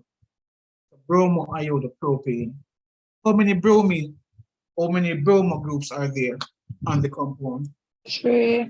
So what's the prefix? Tri. So tribromo. All right. And now they would be on the first and second carbon. So 1, 2, 2, tribromo, 3, iodo, propane. So just remember, when they're on the same carbon, put that number 2 times. All right. So we have 1 on carbon 1 and 2 of them on carbon 2. So 1, 2, 2, that's tribromo 3 iodo propane. Right? And that takes care of all of the rules that you need to know. When you have 2 or more substituents, list them in alphabetical order. When you have 2 or more of the same substituents, that is when the prefix come in, whether di, tri, or tetra. Right? Tomorrow we will look at the naming of alkene because it is similar, just some minor adjustment. But we're going to move to isomerism. Before I do, someone tell me the name of this compound.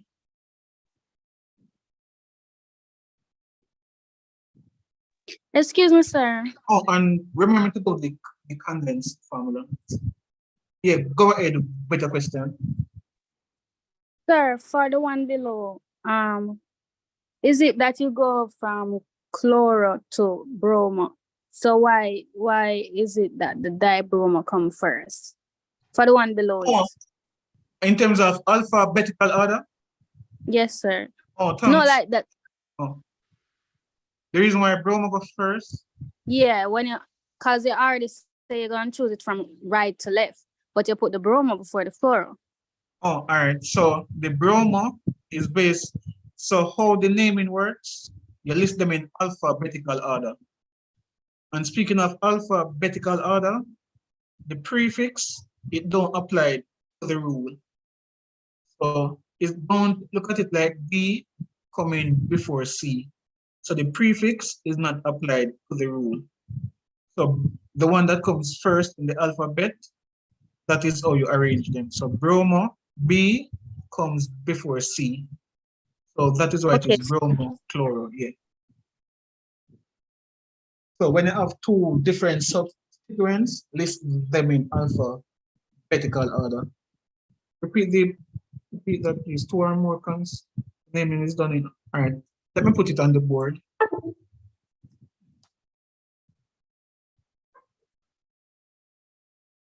I'm going to put them on the board.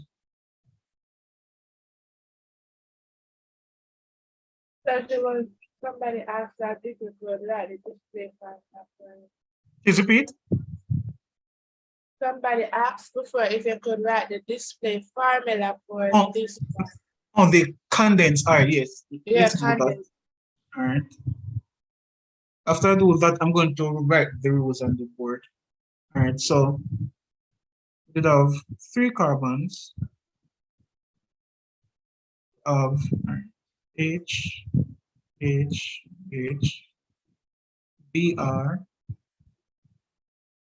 Br, then what? Cl, H2.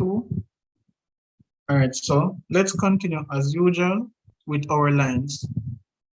All right, so as usual, we start with the carbon, right? So what is attached to the first carbon? 3 hydrogen atoms. All right. And then you move to the second carbon. What is attached to the second carbon? 2 bromo. So you have 2 bromine groups, right? So you might see it like that, or no, sometimes they will place it in a bracket, a 2. All right, so whether Br2 or you put Br in the bracket and put 2 outside. All right, the next carbon now, what's attached to the next carbon? 2 hydrogen and chloride. Right? So whether you want to put the hydrogen first and then the chlorine, or you want to put the chlorine and then the hydrogen, it doesn't matter. All right? So all you're doing is writing the carbon and then write what is attached to it afterwards. So you have a carbon with 3 hydrogens. So carbon and 3 hydrogens. Then you have a carbon with 2 bromine. So you have carbon, Br2. All right? The Br2 here, it doesn't mean this. All right? It means Br, Br. All right? And then you move to the next carbon, it has 2 hydrogens and a chlorine. All right? So that would be. Sir? Yes, go ahead. Sir, I'm confused about the naming of the Which one? 2, tri, bromo, 3 things. All right. So the first rule, you count the amount of carbons, right? So 3 carbons, it is propane. You're good with that, right? Yeah. Yes? Yes, sir. All right. The next thing, you will look at what is attached other than hydrogen. So you have bromine and you have iodine. You list them in alphabetical order. There are 2 different groups. So you list them in alphabetical order. So the bromine comes first, then the iodine. So bromo, then iodo. After that, you need to tell us on which carbon they are located. To do that, what we also have to do, right? Give them the lowest number that is possible. The reason why we have to count in 2 directions, we're trying to assign the lowest number that is possible. And to do that, we count in 2 directions. So we start counting from the left-hand side of the molecule, right? And go across. This carbon here, it would be the first carbon, right? So this carbon is carbon 1, this carbon is carbon 2, and this is carbon 3, which means that we have one bromine on the first carbon. We have a next bromine on the second carbon, and the third bromine is also on the second carbon. So when I put 2, 2, I am telling you that on carbon 2, I have 2 bromine atoms. Right? Let's do it this way quickly. So you just I'm never going put to- the one. I'm going to, please repeat. So you didn't put the one before the 2. Yeah, man, are you not seeing it on the screen? It's here. No, sir. 1, 2, 2. So I'm just seeing 2, 2. Please repeat. So I'm just seeing 2, 2. Oh, I didn't know that. I had written 1, 2, 2. All right, so can you see the one now?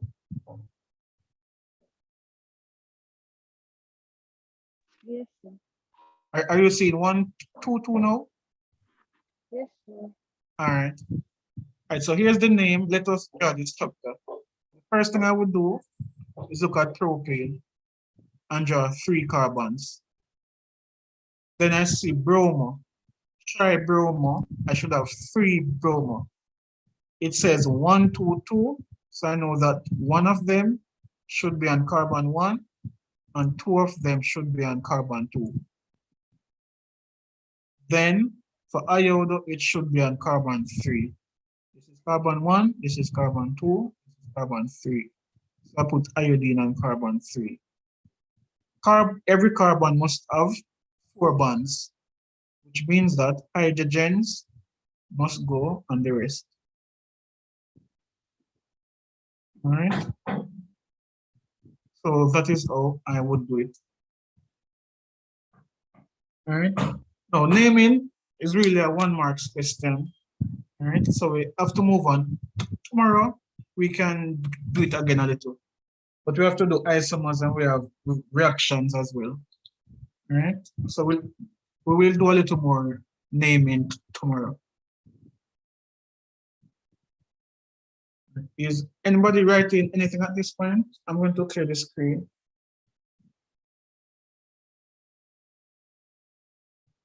All right.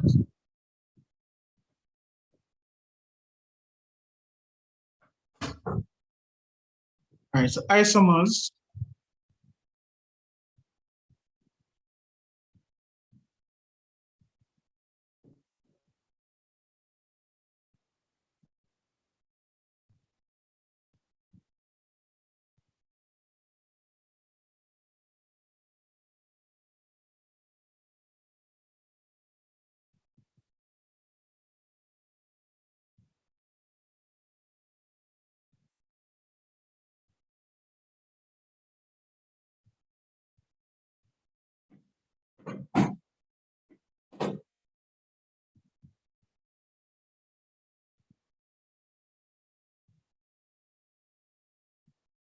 All right, needed to pay attention for this and just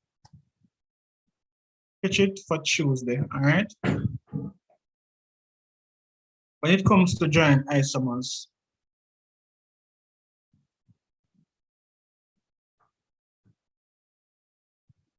all of these are the same thing. We'll give you about the same thing.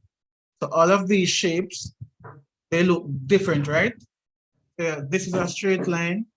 This one goes across, come down. So everything on the board, every shape looks different. Now your object for isomerism is not to draw different shapes. If you look at isomers, there are compounds with the same molecular formula. The displayed formula is different. So what that means, the arrangement of the atoms must be different. These shapes on the screen, it will appear different, right? But in terms of the carbon atoms, you are not changing the connection. You are just changing the shape. All right. So if you draw all of these shapes, everything would be incorrect. I'm going to show you why. Let us say this is point A, right? And this is point B. Let's do this. You start out at point A, right? Is there any other place that you can go before you reach point B? Or let me put it this way. At this point, is this the end of the road? So let us think of this as a road. Going from point A to point B, is this the end of the road? Yes or no? No. All right. So you would continue come across. Is this the end? No. All right. You see you continuing, right? So going from point A to point B, you only have one pathway, right? Now let us call this point A and this point B. You only how many pathways do you have that you can travel from point A to point B? One. One pathway, okay. One pathway again. This is point A and this is point B. How many pathways do you have to go from point A to point B?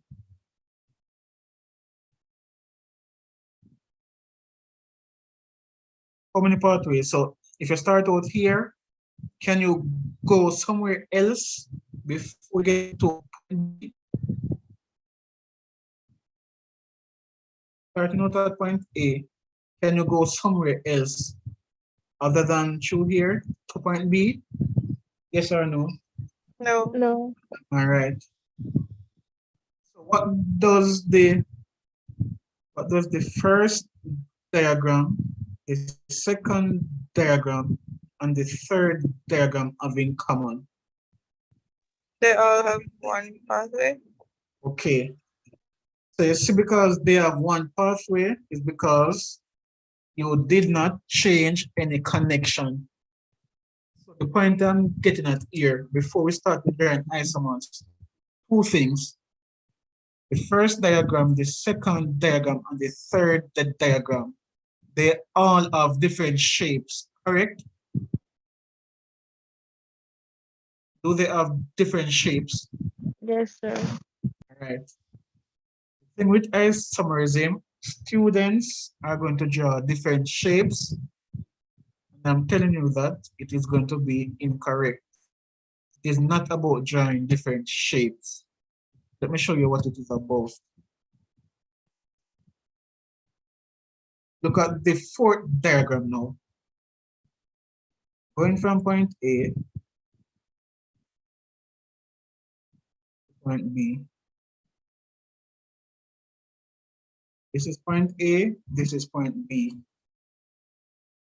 Going from point A, can you go somewhere else other than point B? Yes, sir. Exactly. Instead of coming straight across, you have an option now, right? You can go up and let's call it point C. You can go to point C or you can go to point B. So this joint has two options. All right.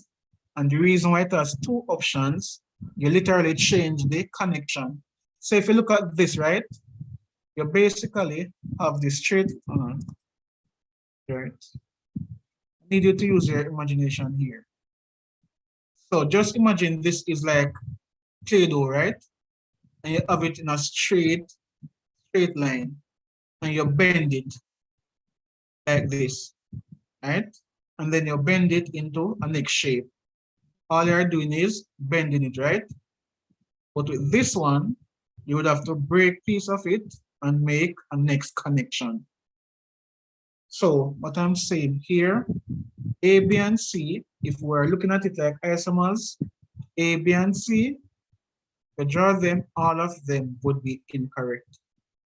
you can draw one of these along with this one, because this one has two options. So you would draw one of these with the one option and one with the two options. All right. So I don't understand.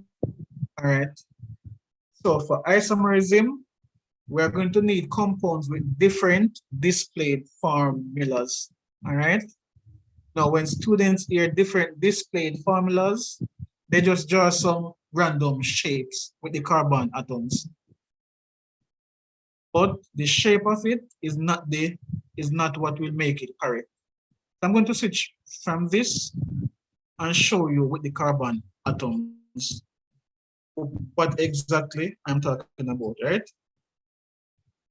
So let's say a butane with 4 carbons in a straight line.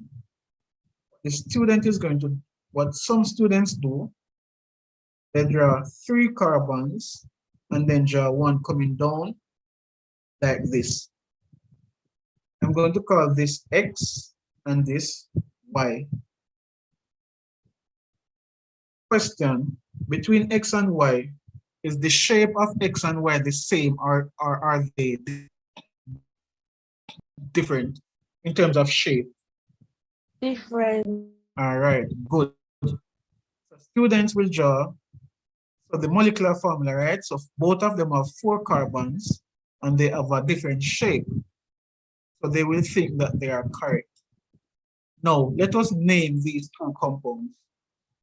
So first, in compound X, the 4 carbons are connected together, right? So what would be the name of compound X? If it's an alkane, right? We're just ignoring the hydrogens for now. So an alkane with 4 carbons. Butane, sir, but even though Y is shaped different, it still would be the same because it only would be bent. Exactly, that is the point. So that is why I draw these shapes here. All they did was change the shape, but the connection is the same. As I said, it bent. So going across, I have to come down. Remember, I told you how to identify your N carbon. Yes, sir. Right. So for it to be a isomer, the last C that is bent, you can put it on the middle C. Right. Before we get there, you need to acknowledge that this carbon is not the N carbon. So this is what students do. They draw a straight line across, right? And say 3 carbons, so it is propane. Right? This is incorrect. Just to ensure that you understand, right?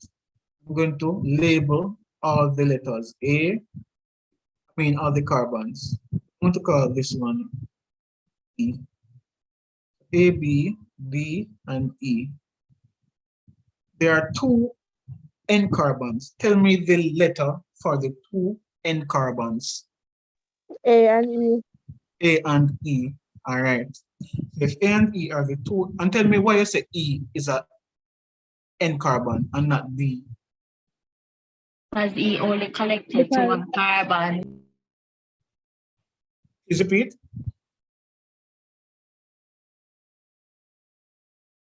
Because E only connected to 1 carbon. And D is connected to how much? 2. Wonderful. So as long as it is connected to 2 carbon, it is not the N carbon. So what that means, if A and E is your N carbon, count all the carbons going from A to E. So if you count all the carbons going from A to E, how many carbons would we have? If you count the carbons from A to, if you count all the carbons from A, all right. And if it has 4 carbons, what should we call it? Butane. That's why it would be an isomer, Okay, because exactly. isomers have different names. Right. You realize the key point here now. X and Y, they have a different shape, right? But they are Yes, not, sir. yeah, they have a different shape. So the key, you are not drawing different shapes. So let me say it like this. Isomers must have different connections, all right? Of the carbon atoms. So the connections must be different. Right? So isomers must have different connections of the carbon atoms, not different shapes. So your goal is not to get different shapes. It is to get different connections.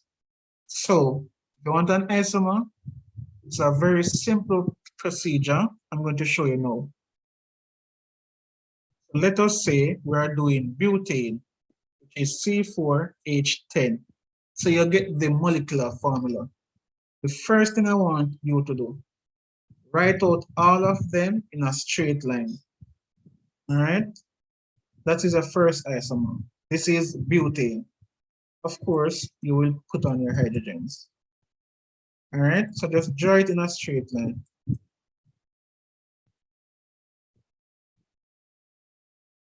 To get the second isomer, all you have to do, remove, so to change the connection, this we're talking about, the connection. Just break the carbon. Just imagine you're breaking it, right? Just take off this carbon at the end.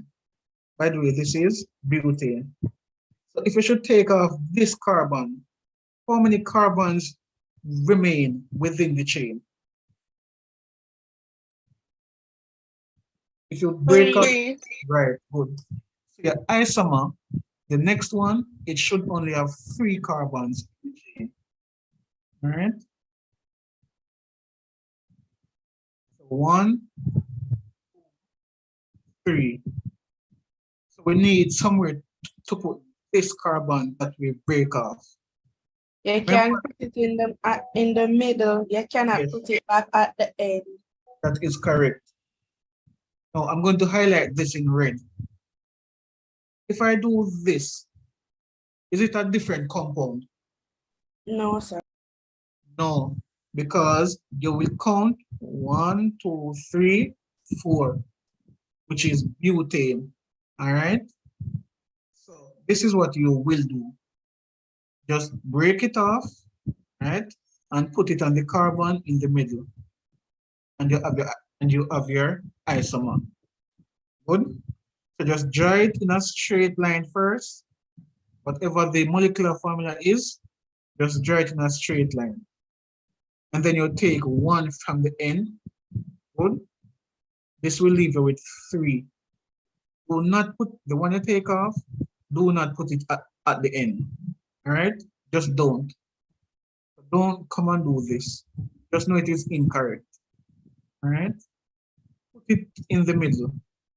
All right? And then you put on your hydrogens. Good.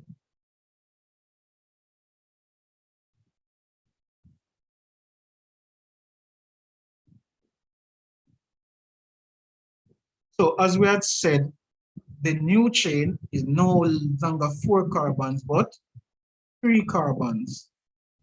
So if it has 3 carbons, what is the name for an alkane with 3 carbon? Propane. All Propane, right. sir, but you have to name the branch of, and when I remember the name. Okay, come on, I'm going to do it. 2 chloropropane. Wait. So The propane first. No, when I gave you the substituent groups, right? I gave you the halogens. When it comes to isomerism, this group here, this carbon, right, with 3 hydrogens, a carbon with 3 hydrogens, it is called methyl. So CH3, it is called methyl. All right. Now, if you're looking on the board, right, might be saying that then this carbon has 3 hydrogen and it must be methyl. It is not methyl. So let me tell you the difference. This carbon here, right, with 3 hydrogens, is it a part of the chain? Yes or no? Repeat, sir. This carbon here, right, with the 3 Yes, hydrogens, sir. is it a part of the chain? Yes, sir, because it is the end carbon. All right. This carbon here with the 3 hydrogens again, is it a part of the chain? No, sir, because it is not the end carbon. All right. So we said that CH3 is a methyl group, right? But this CH3 group is not methyl. Reason being, it is a part of the chain. So CH3, it's called methyl when it is a branch. So this CH3 is not a part of the chain that makes it a branch. Is that clear? Yes, sir. So this is CH3, hold on, let me. Right. So this CH3 here, it is a branch. All right. Let me erase this part here. This CH3 up here is a part of the chain. All right. So CH3 is only called methyl when it is a branch. All right. So let's complete the name. So we have a methyl group.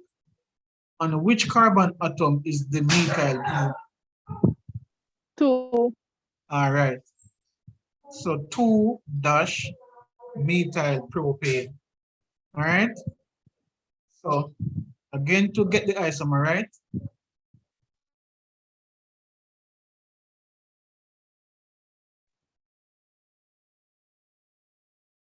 You just draw the 4 carbon atoms.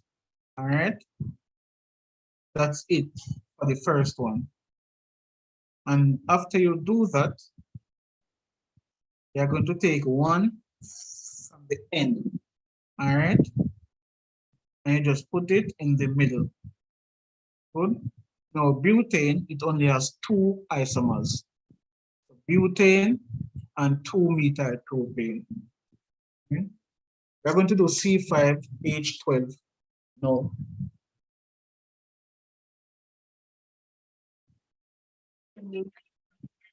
All right. Just to check, is anybody writing before I clear the screen? Yes, sir. Yes, sir. All right. Just let me know when you're finished.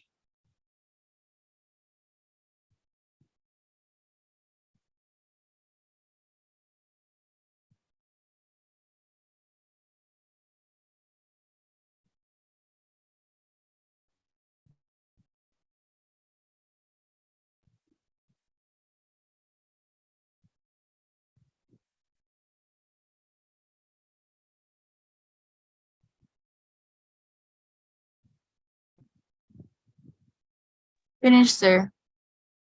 All right. Anybody else just before I erase? All right. Then erase. Here are joins. All right. So C5H12. If I want isomers, what's the first one that I should draw?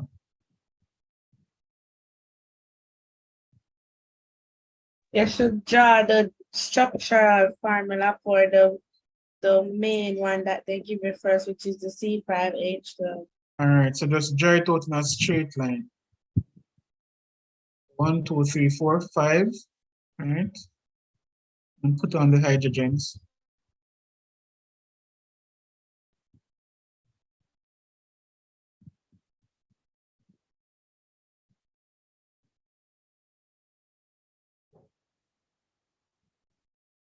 What should I, and this is called what? This one here. Repeat, sir. What is the name of this compound? Pentane. All right.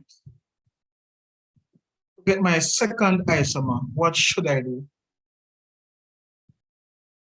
take off one of the methyl group and Right. put it as a branch. I'm going to take off this carbon.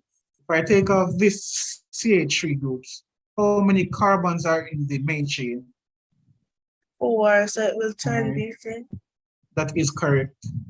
My new compound will have 4 carbons in the main chain. This CH3 group, can I put it here? No. No, Can sir. I put it over here? No, No, sir. sir. Good. I must put it on one of the carbons in the middle of the chain. So I can put it on this one, or I can put it on this one. You can put it above or below. It doesn't matter. Just don't put it at the end. All right. Remember, every carbon must have 4 lines around it. Then you put on your hydrogens.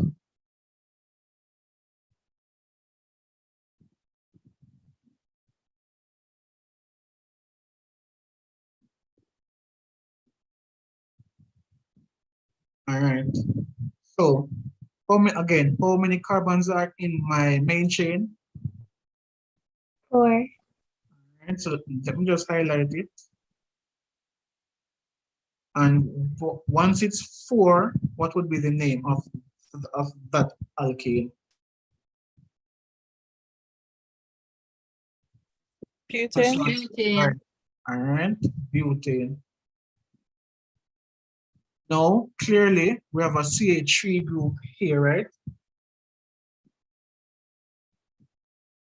So, Yes, sir.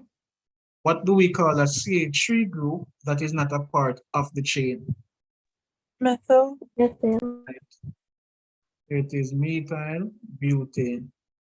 On which carbon atom do we have the methyl group? Second one. The second one. It is 2-methyl butane. Now, you see, after you do this, the next thing you can do, it will not work in this case though, but it will work for any other compound above 5 carbons. You are going to move the methyl group to our next carbon in the middle. All right, I'm going to do it for this, but you will see why it won't work in this case.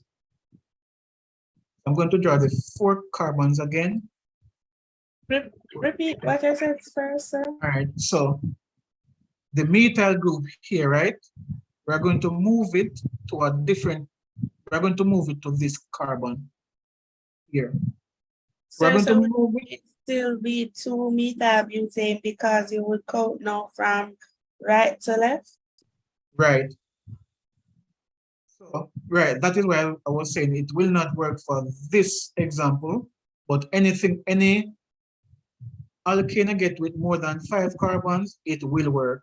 All right. So I'm going to do it same way.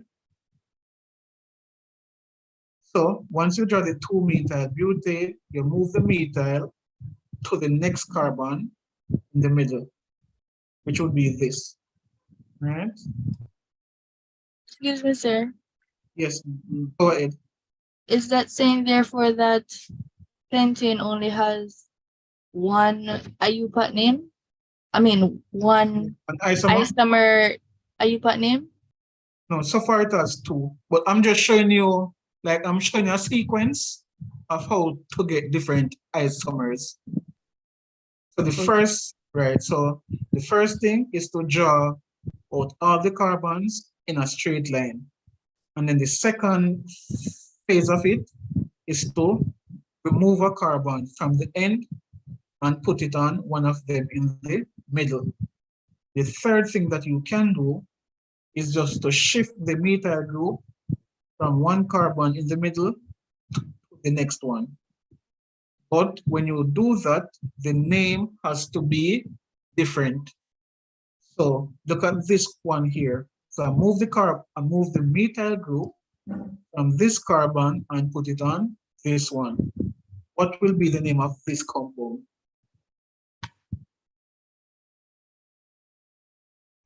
It would be the same. It would be the same. Okay, good. So it will still be 2-methyl butane. So this, sir, so this serpentine cannot have more than one isomer. Yeah, man, it has. It's just that these two structures here are the same.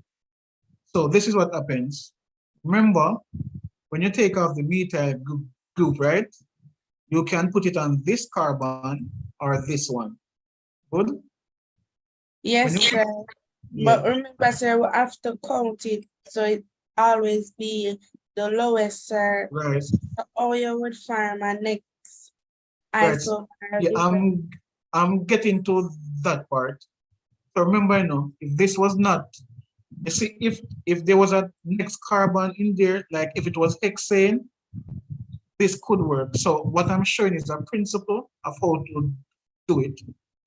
So once you take out the first carbon and you get a methyl group, move the methyl group to the next carbon in the chain. If the name stays the same, then it cannot work. But if the name is different, it will work. All right. So in this case, right, you already have 2-methyl butane. So this structure is not an isomer. So the third part of it now, when you move the methyl group to a next carbon, the name is the same. This is what you are going to do. You're going to go back to the main chain. All right. You're going to go back to the main chain and take off a next methyl group. Take off a next methyl group. How many carbons remain within the chain? 3. All right. So at this point, we are going to draw 3 carbons. All right. What did we say? When we take off any methyl group, what should we do with it? Put it in the middle. All right. So this one here, it has to stay on the middle carbon. This one you take off, it has to stay on the middle carbon. Remember, at no point in time, you should put it on the carbon at the end. Just remember that. Sir, so now you would have to use prefix now, sir. Right, because we're going to put it at the top. So the key thing here, when you take off a carbon, do not put it at the end. It'll go wrong. All right, it will be incorrect. After that, now just put on back the hydrogen. So every carbon should have 4 lines around it. 4 lines around it. And you put on your hydrogens. Sir, so this would be 2-dimethyl propane. You left out a little information is left off. So it would be 2,2-dimethyl propane. Right. Yeah. So remember, when they're on the same carbon atom, you have to list the number 2 times. All right. So it should be 2, 2 dash diameter. So even though you almost get it correct, you still would lose the marks. Right. So just remember, when they're on the same carbon, list it 2 times. So 2,2-dimethyl propane. All right, question, and I'm going to show you how you know when to stop. If you should take off 1 more carbon, right? How many carbon is left in the chain? 2. All right. How many carbons did we take off in total? 3. All right, so at this point in time, you have 2 carbon in the chain and 3 carbon, which would technically form the branch. So how will you add that next carbon? No, that is why we can't have any more isomer. So when the amount of carbons in the branch is more than the chain, that is when you stop. So we don't have any more isomers. Because as I said, the branch cannot be longer than the chain. And at this point, if we try to take off a next carbon, then the branch is going to be longer than the chain. And what will end up happening, you're actually going to draw back something that you already have. So pentane, it has 3 isomers. So going into the exam, if isomers is coming, they always tend to ask about butane or pentane. So butane has 2 isomers. The straight chain, which is butane, and 2-methyl propane. Pentane has 3 isomers. Don't forget. All right. So pentane has 3 isomers. Pentane, the straight chain, 2-methyl butane, and 2,2-dimethyl propane. Those are the 3 isomers of pentane. All right. So let me just erase this one off the board. So those are the 3 isomers for pentane. All right.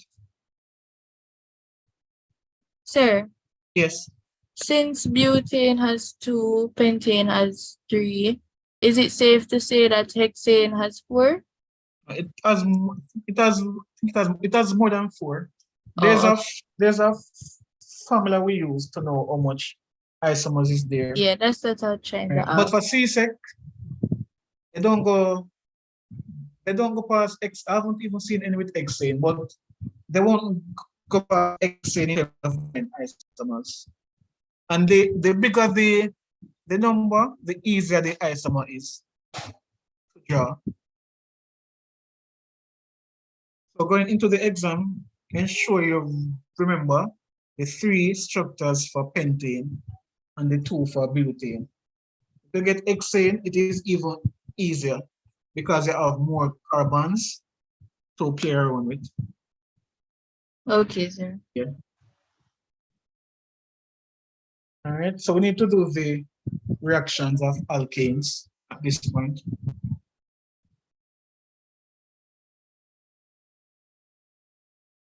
All right, I'm going to clear the screen. Is anybody writing? All right.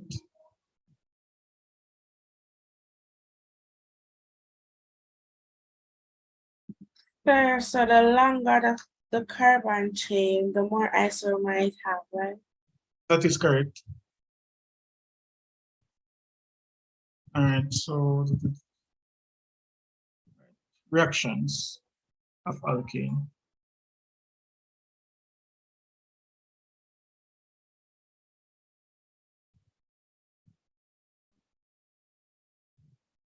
So we have 3 reactions: combustion, cracking,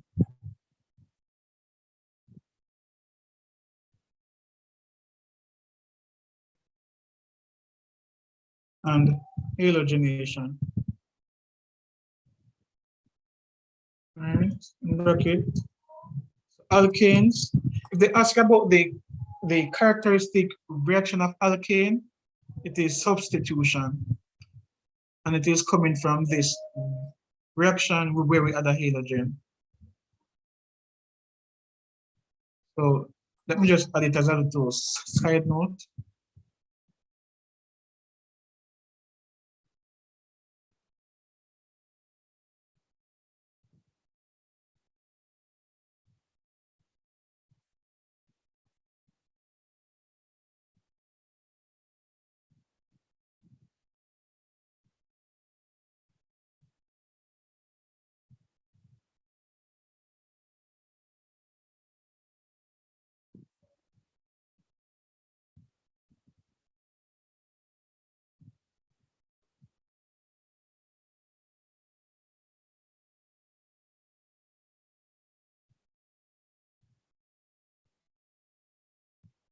All right, so combustion, as the name suggests, we are burning the alkane. So to burn the alkane, we need oxygen. So this one is straightforward. It's just a simple equation.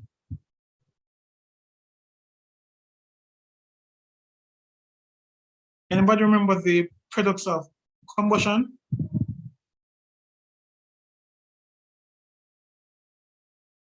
All right, so combustion, two things. It can be complete and it can be incomplete. All right, for it to be complete, enough oxygen is needed.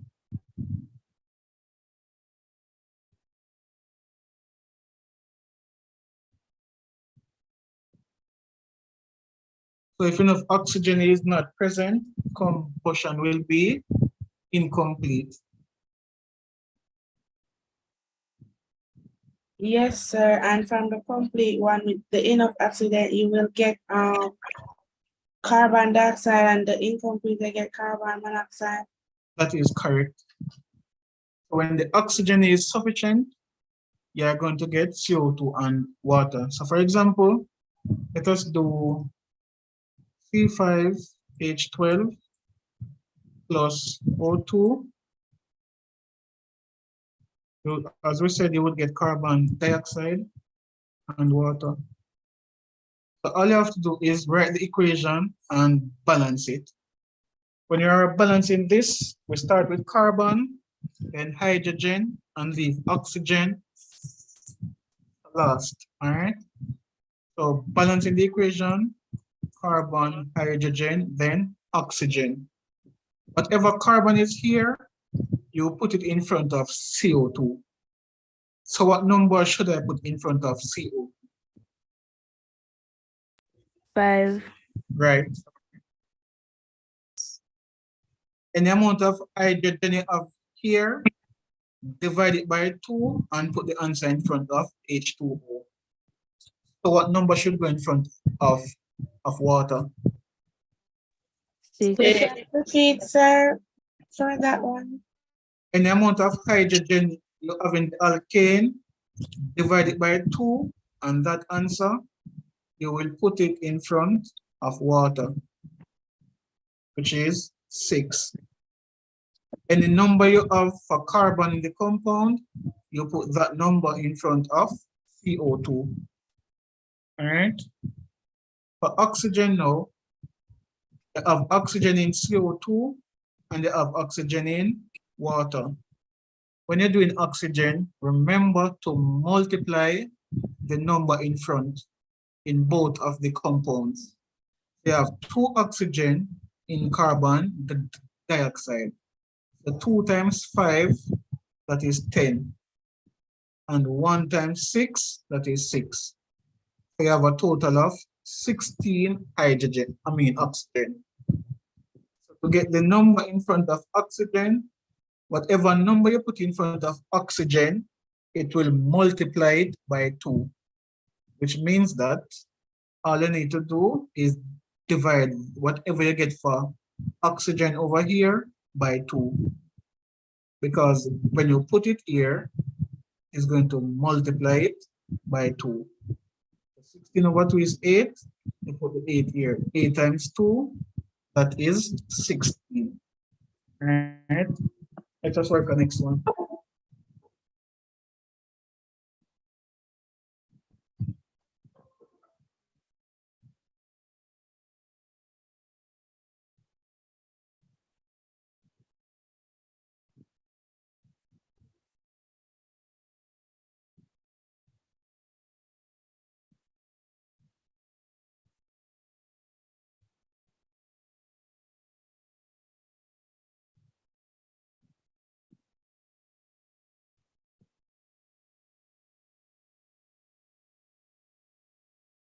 All right.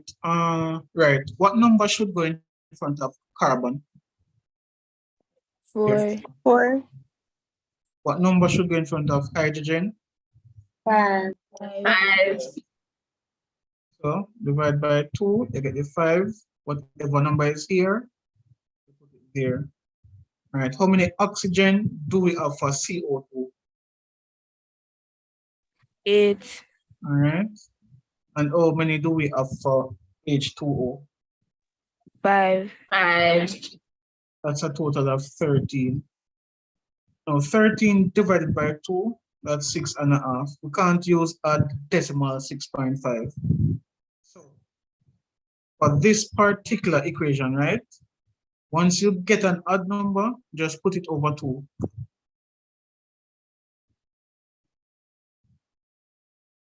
Once you get an odd number, put it over 2. So you get 13. 13 over 2 is 6.5. So we use an improper fraction. So once it's an odd number, you don't need to worry yourself. Just come over the oxygen and put it over 2, and that's it. Sir, repeat that. So for oxygen, right? When you get an odd number, 13. 13 divided by 2, that's 6.5. We cannot put a decimal. We can use a fraction. I can use the mixed or the improper, but we tend to use the improper fraction. So an odd number as of improper fraction is simply to divide it by 2. So 13 over 2, that's 6.5. 6.5 times 2 will give you back 13. So I'm saying once you get an odd number for oxygen, just divide it by 2. So if it was 5 oxygen, you put 5 over 2. If it was 9, 9 over 2. 3, 3 over 2. So on the product side, once the total oxygen is an odd number, you come on the reactant side and put it over 2. Sir, what you say? So you say the amount of carbon. Oh, for the oxygen. Okay, sir, so in the first example, over the product side, I got 16 oxygen, so you divide it by 2 and put 8 there. Right, so when it's an even number, right, okay. But when it's an odd number now, that is when you use the improper fraction. Are we clear? Let's do our next one.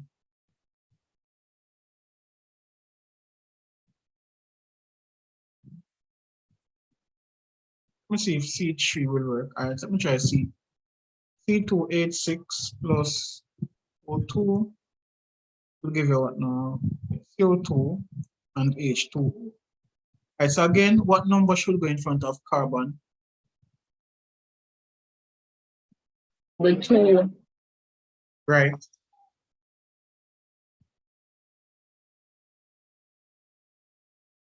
What number should go in front of hydrogen? 3. Right. Again, dividing that by 2, you get 3. All right. How many oxygen do we have from CO2? 4. All right. And how many do we have from water? 3. That is 7. So what should I put in front here? 7 over 2. 7 over 2. Right. It's as easy as that. All right. Once it's an odd number, just put it over 2. All right. Now, in terms of incomplete combustion, the only change that you will make in terms of the equation, instead of writing CO2, you are going to write CO. For example, this same equation, C5H12 plus O2. So the question will let you know if you should do complete or incomplete. They will give you a hint about the supply of oxygen. So if they say pentane was undergo combustion in insufficient amount of oxygen or something like that, but they will give an indication as to how much oxygen is present. So once they mention it is inadequate or insufficient, then you will know at that point it is incomplete. And so instead of writing CO2, you will write CO. Right? Sir, so it would, the same would go for the incomplete balancing, like I would put Right. the 5. Yeah, same thing. Okay. Right. So let's do it. So as I said, 5 carbon is here. So I'm going to put 5 in front. How many hydrogen is here? 12 divided by 2. So what number goes here? 6. Right. All right. Now for oxygen, how many oxygen do we have from CO? 5. All right. And how many from H2O? 6. All right, that is 11. So what should I put in front? 11/2. That is correct. All right. So it's just that, just writing and balancing. So that is it for combustion.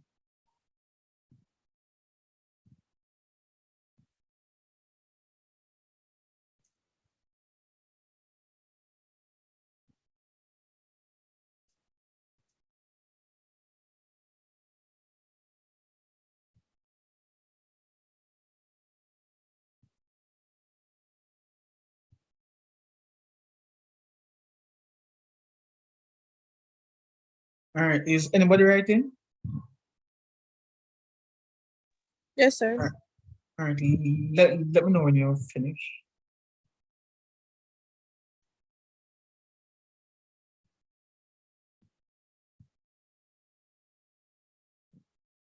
Finish, sir. All right. We're going to move. Yes. Question. Could CSEC ask us to draw the structural formula for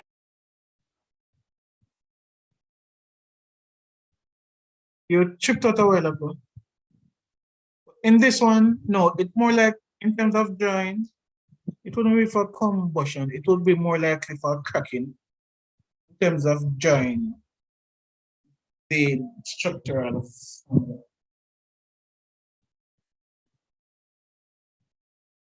Okay, sir. Thank you.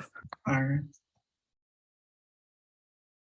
Sir, the cracking of the alkane, now when you break it, like Right. And that is what smaller alkane and alkene.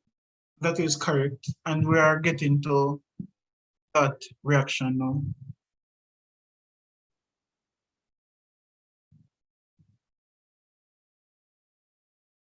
All right, so cracking, you will have you're basically converting large alkanes, and sometimes you will just see hydrocarbons. All right, if it's on the exam, you don't have to say alkane, it can say hydrocarbon. But you're converting larger alkanes, right, hydrocarbon, into smaller alkane. And alkene. Right, and alkene. Now, it can be worded a bit different. So the alkane, both the alkane and alkene are hydrocarbons. Now the alkane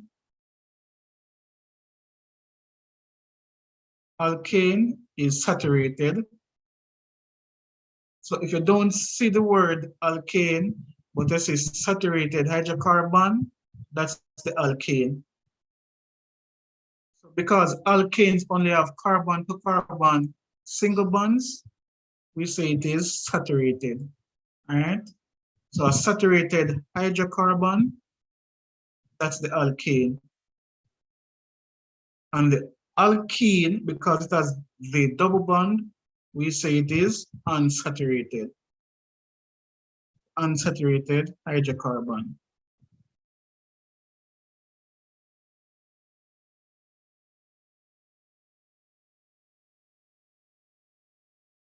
So you're moving from large hydrocarbons to smaller saturated and unsaturated hydrocarbon, it is still cracking. But they don't have to use alkane and alkene. They can use the word saturated and unsaturated. Just remember, your alkane is saturated and the alkene is unsaturated. All right. So for example now, let us say we have, see, I'm going to start with the molecular formula. So let's say we have C7H, all right, if it's C7 and it's an alkane, how many hydrogens should it have?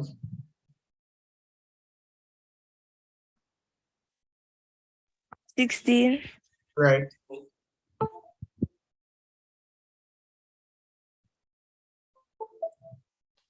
All right, so C7, H16. We're going to work the past paper with tomorrow. So yeah, I'm just going to do the alkanes. So tomorrow we're going to have one in the morning, probably about 10 or so. We'll work the past paper then. So typically, right, one way the question can come, right, they will give you the product. For example, write an equation. Before I give you the example, let us just work this. So what I want, we're cracking it, right? By definition, we should get at least one smaller alkane and one smaller alkene. So let us say we want 2 products only. You have 7 carbons. How many carbons do you want in the first product? Or let me say fragments. We tend to describe it as fragment. Let's say fragment 1, fragment 2. So how many carbons do you want to put in the first fragment? 2. All right. So if you put 2 carbons in the first fragment, the second one must have how many? 5. Right. Because it must add up back to what you start out with. Right. Remember, one must be alkane, one must be alkene. Do you want fragment 1 to be alkane or alkene? Alkene. All right, so if it's an alkene with 2 carbons, how many hydrogens should it have? 4. Right, which means that this must be the alkane. An alkane with 5 carbon must have how many hydrogens? 12. 11. 12. About 11, 12. Right, and that is it, you know. So for example, a question like this, right? It would say, write an equation to show the formation of ethane and pentane from when heptane undergoes cracking. So this is heptane. By the way, you should be able to name these. So what is the name of fragment 1? Ethane. And what is the name of fragment 2? Pentane. All right, and you should be able to go ahead. Oh, sir. So I was saying already, you can say that heptane is a hydrocarbon that is cracked to get ethane. What is the next smaller Right. hydrocarbon I would have to find? That can work as well. Or they just tell you to draw 2 products when heptane undergoes cracking. So they can tell you the specific amount and the specific fragment to draw. Or they can be general and just tell you to draw 2 products when heptane undergoes cracking. No, it don't have to be 2 products. It can be 3. All right. In the interest of time, I will just tell you that when you're, all right, let us just see what will happen.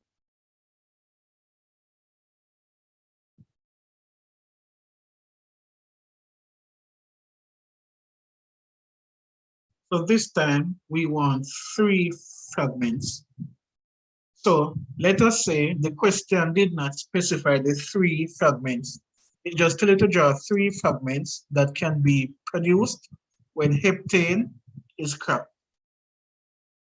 So the first fragment how many carbons do you want to be in the first fragment?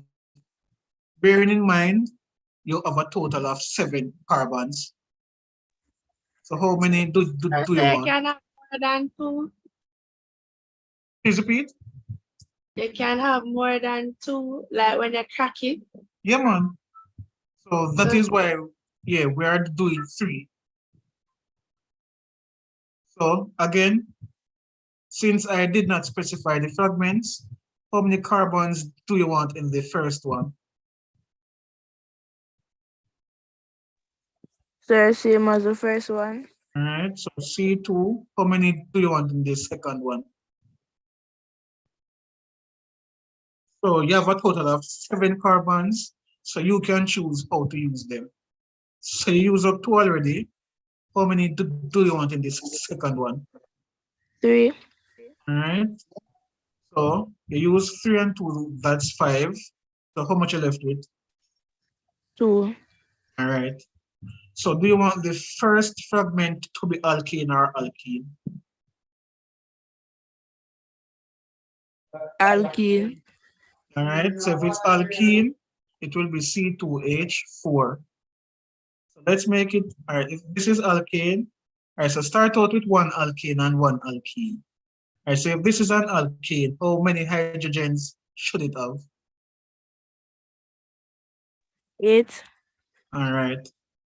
Now, before you decide if this should be alkane or alkene, how many hydrogens have we used so far? 12. All right, and what's the total amount? 16. So this has to be what? H4. Means it has to be an alkene. So you can get 2 same alkene. Yeah, man. Yeah, man. Are you choosing? Unless they tell you exactly which fragments to draw, you draw whatever you want.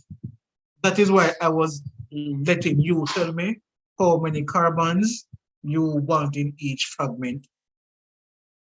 All right. So for example, let us do the same pentane, right? I mean heptane with 3 fragments again. If I put 1 carbon in this fragment, right? We could probably put 4 in this one, right? So 4 and 1 is 5, and the next one could have 2. Now, if it has 1 carbon, then it must be an alkane. So CH4, C4H8. So how many how many hydrogens have we used for these 2?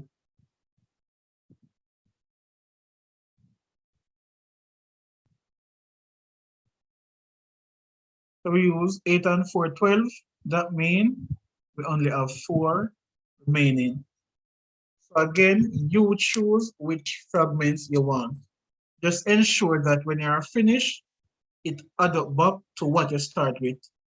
So 2 carbon and 3, that's 5. 5 and 2 is 7. Get back 7. 1 and 4 is 5. 5 and 2 is 7. You get back a 7. And for hydrogen, 4 and 8 is 12. 12 and 4 is 16. All right, so let me call this example 1 and this example 2. So this is when we're cracking it to get 3 fragments. All right.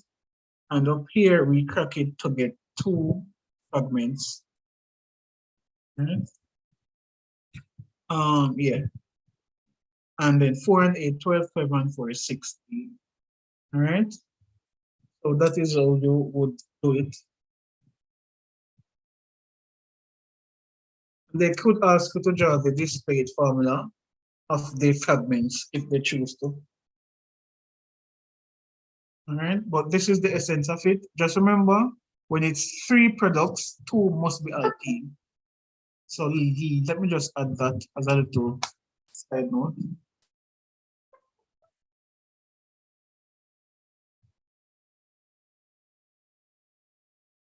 Where's the pen?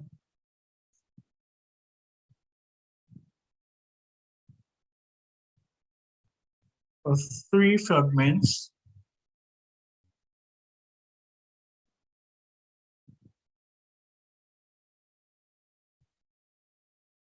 must always be alkene. Right? Just remember that.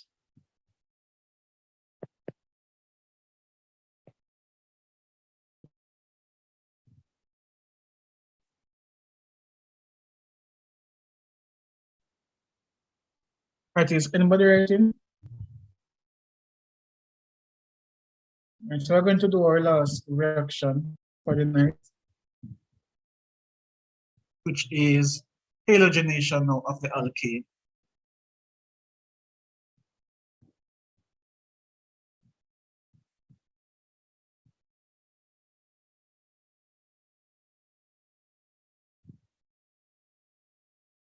And when we do tomorrow, when we do alkene, because you will need to know how to distinguish between alkane and alkene.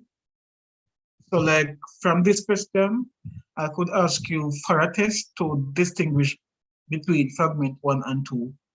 But we haven't done alkane as yet, so tomorrow we will do that. I mean alkene. All right, so let me clear back screen.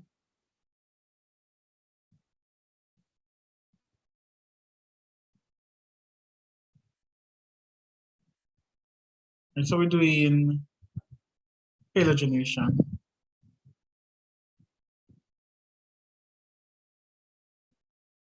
Remember, we said the characteristic reaction of alkane is substitution. Reason for this, remember, carbon only form 4 bonds, right? And if you look at methane, carbon form already a 4 bond.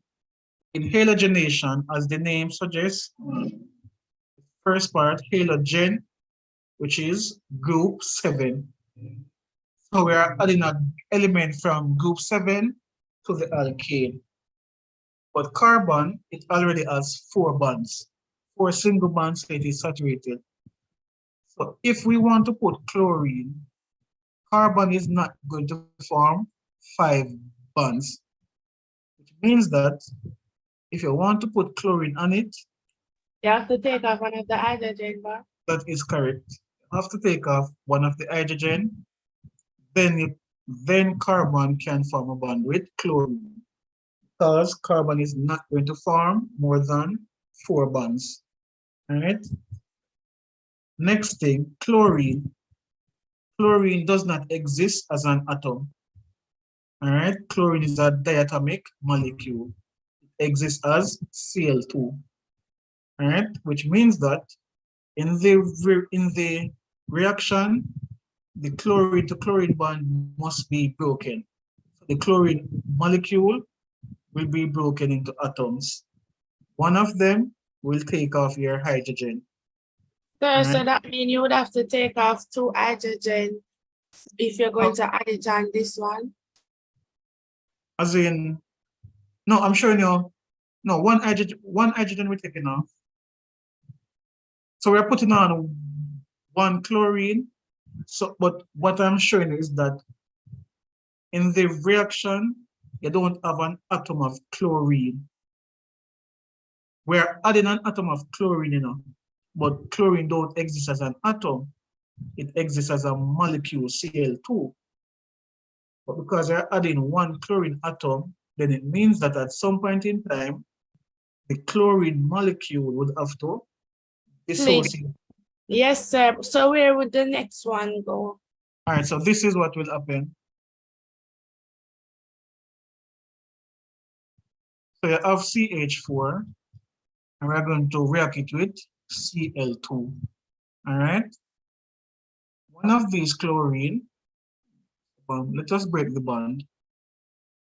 Good. So the chlorine are separated. One of them are going to take off the hydrogen. All right. So they are going to form a bond with hydrogen. That is how you are going to get HCl. So one of the chlorine atom take off the hydrogen and form hydrogen chloride. That allows the next chlorine atom to form a bond with carbon. That is how you end up with chloromethane. So 1 chlorine take off the hydrogen to give you HCl. And so carbon now is free to bond with the next chlorine atom. Oh, Right. so we form now hydrochloric acid. If your it's no, the form hydrogen chloride, which is a gas. If the gas is dissolved in water, that is when it becomes hydrochloric acid. The product, so this here, don't call it hydrochloric acid, call it hydrogen chloride. All right. When hydrogen chloride is dissolved in water, that is what we call hydrochloric acid. All right. And so what is happening here is what we call it substitution. We are substituting a hydrogen for chlorine. And the chloromethane would be a haloalkane, right? We call it haloalkane. So the halo for halogen. Now, in terms of this, all you will be required to do is write an equation. So methane plus Cl2 produce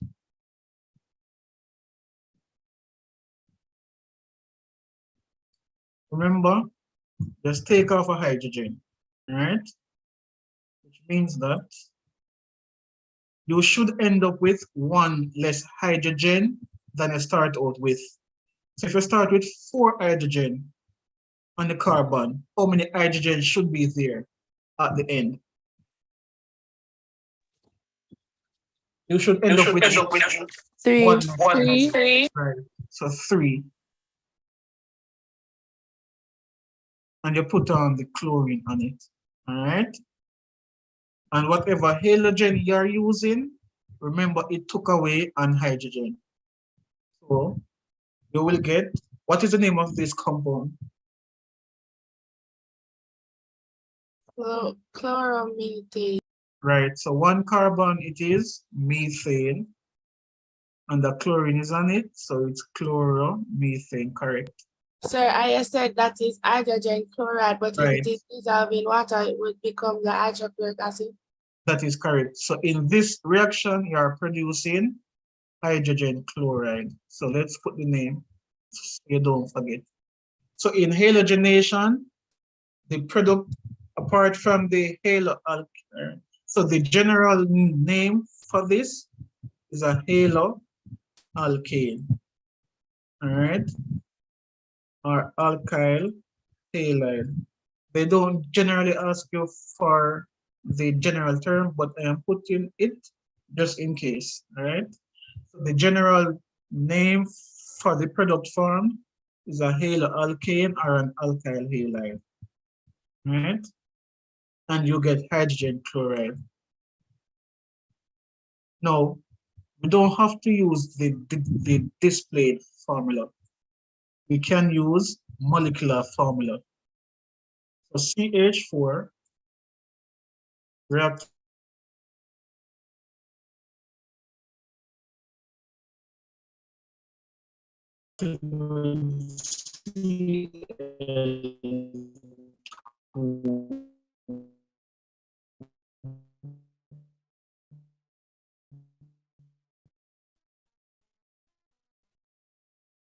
again, the alkane you use it, so to start out with 4 Cl.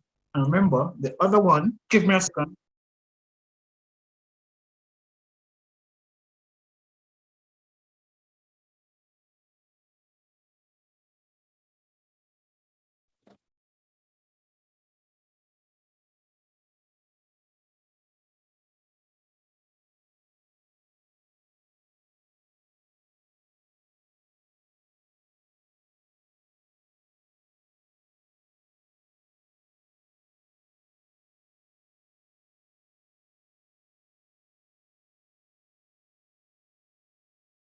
Sir, you're breaking up. No, me did say excuse for a second. Yeah. Ready again. Right. So halogenation, it don't have to be with methane.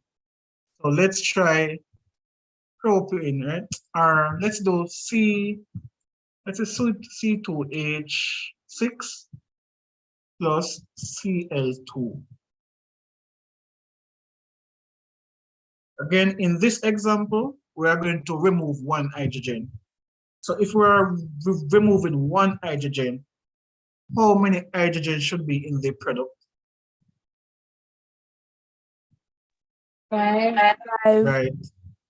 It should be C2H5Cl plus what?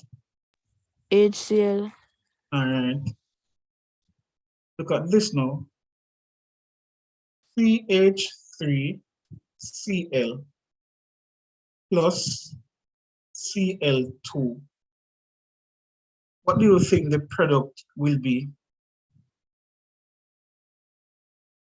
Sir, manas to right dong nga button. All right, let me put it up top.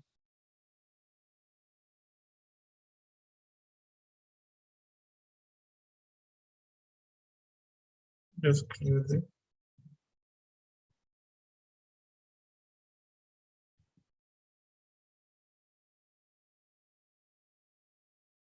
If you have CH3Cl plus Cl2, what do you think will be the product?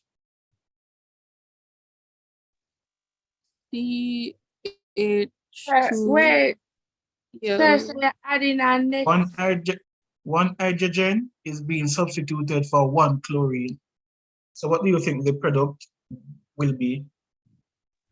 CH2Cl2 plus HCl. Wonderful. Right, that is Sir, correct. but sir, so you can add a allergen to a compound that already have the allergen. That is correct. So let's do this. CH2, Cl2 plus Cl2. What will you get? CHCl3HCl. That is correct. CHCl. Sir, remove the 2 on the Cl in the product and the one you did before. Remove the 2. Oh, which on this one? Yes, sir. No, it should be there. Look, so we start out with CH3Cl, right? Yes, sir. So what we're and we react it with Cl2. So what we're doing, all right, look at the hydrogen here. How many hydrogen is here? 2. How many is here? 3. So what happened? It lose 1. Right, we took off 1 and added the next chlorine. So one of these chlorine here replaced the hydrogen. So the hydrogen decreased by 1 and the chlorine went up by 1. Okay. Yeah. And that is why down here again, the hydrogen went down by 1 and the chlorine went up by 1. So in each case, each time you are doing the reaction, we are taking off a hydrogen and put it on a chlorine. So CHCl3 plus Cl2, what would you get? Yeah, sorry, I would get CCl4 plus HCl. That is correct. I can do a structural formula for one of them when you're finished, please. Sure. So you can actually remove every single hydrogen and replace it with chlorine. And what I'm going to do, can everybody see it down here? This the C2H6?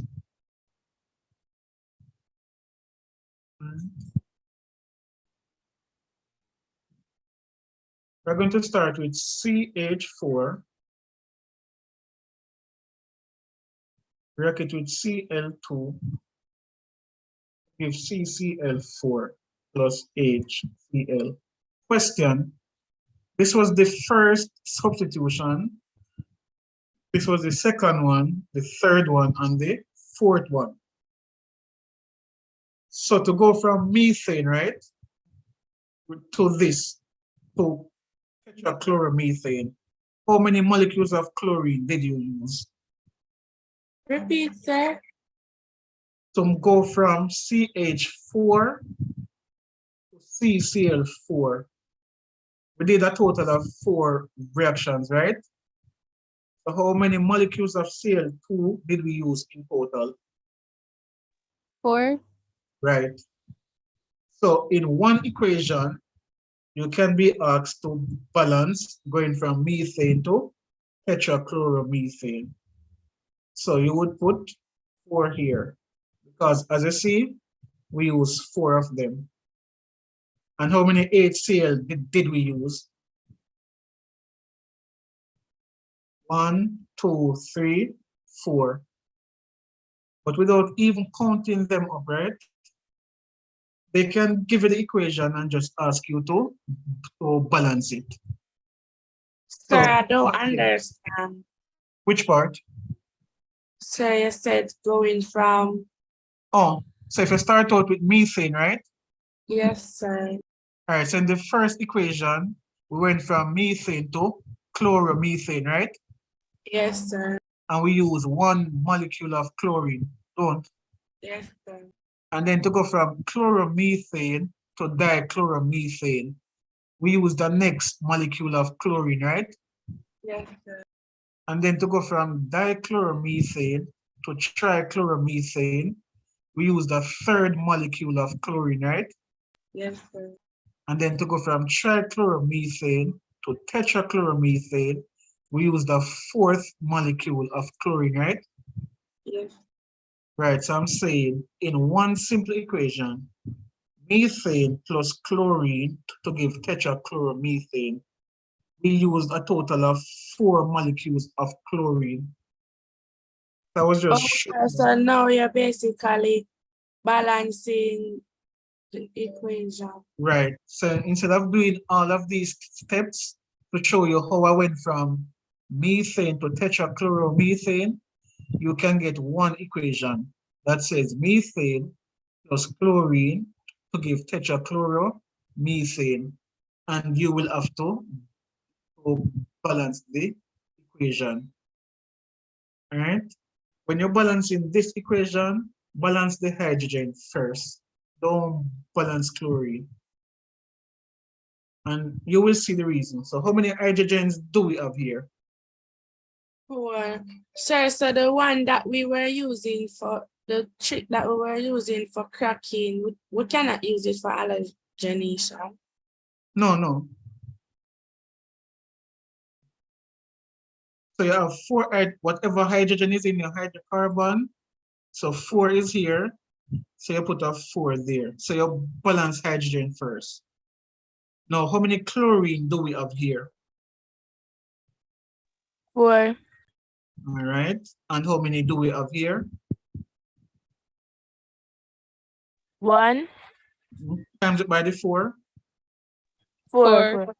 So 4 plus 4 is 8. 8. So 2 times. Sir, Yes. which one are we balancing now? This one. Yes, sir, but which element? The chlorine? Oh, yeah, chlorine. So you have 4 chlorine here. And remember, you have to multiply this one by the 4 in front. So 8 over the product side. Right. And so 2 times 4 is 8. 8. Right. So that's why I say balance hydrogen first. Because if you try to balance chlorine, you will have to be doing a series of steps. But if you balance hydrogen first, you will get the total amount of chlorine that you will need. Let me give you one to balance. And we are going to wrap it there. So in the morning, we start with the alkenes and the alcohols. All right. Again, it don't have to be methane, all right? So let's try, let's say I give you C2H, at C2H6 plus Cl2,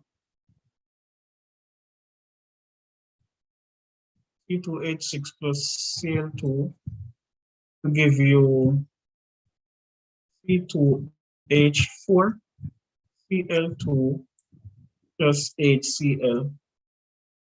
Balance this equation. So again, remember, balance hydrogen first. So how many hydrogens do we have over here? 6. All right. How many do we have in this compound? 4, so we would put 2 in front of the 8, so All right. So now the hydrogen is balanced. How many chlorine do we have on this side in total? 3. Remember to multiply. 4. Right. Oh, sorry, 4. Right. So how many chlorine do we need over here? 2 more. Right. 2 twos, that's 4. 2 plus 2, that is 4. As I said, just balance the hydrogen first, and you will automatically get the total amount of chlorine on the product side.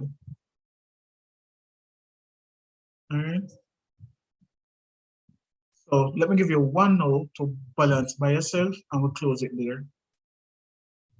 So let us say we start with, all right, C2, H4, Cl2 plus Cl2 give you C2, H2, Cl4 plus HCl. Balance that for me. I'll give a minute. Okay. Just remember, balance hydrogen first.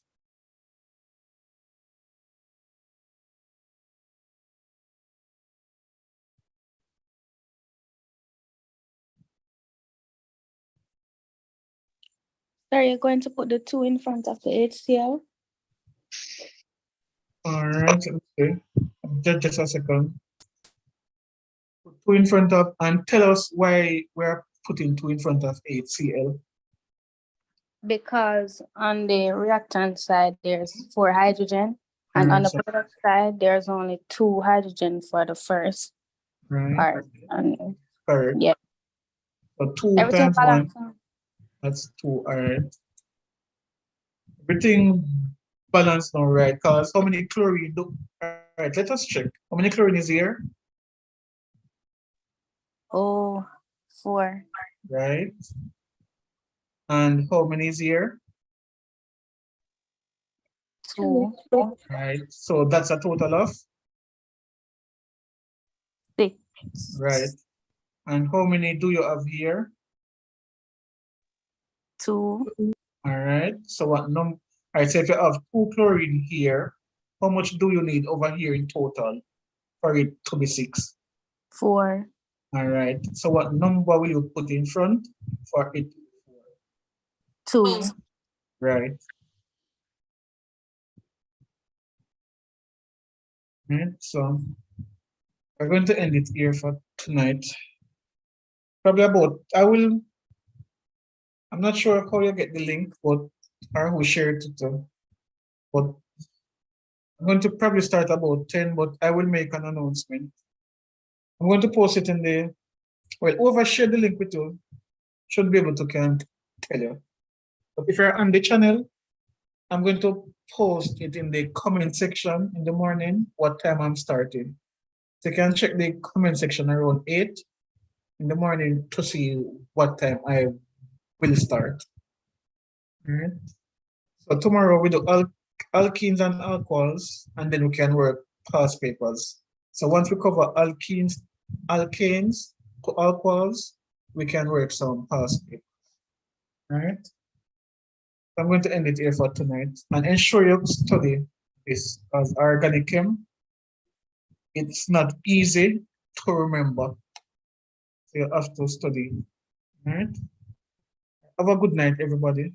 I'm going to close it now. Is anybody writing before I close it or end the meet? All right, have a good night. I'm going to end it now.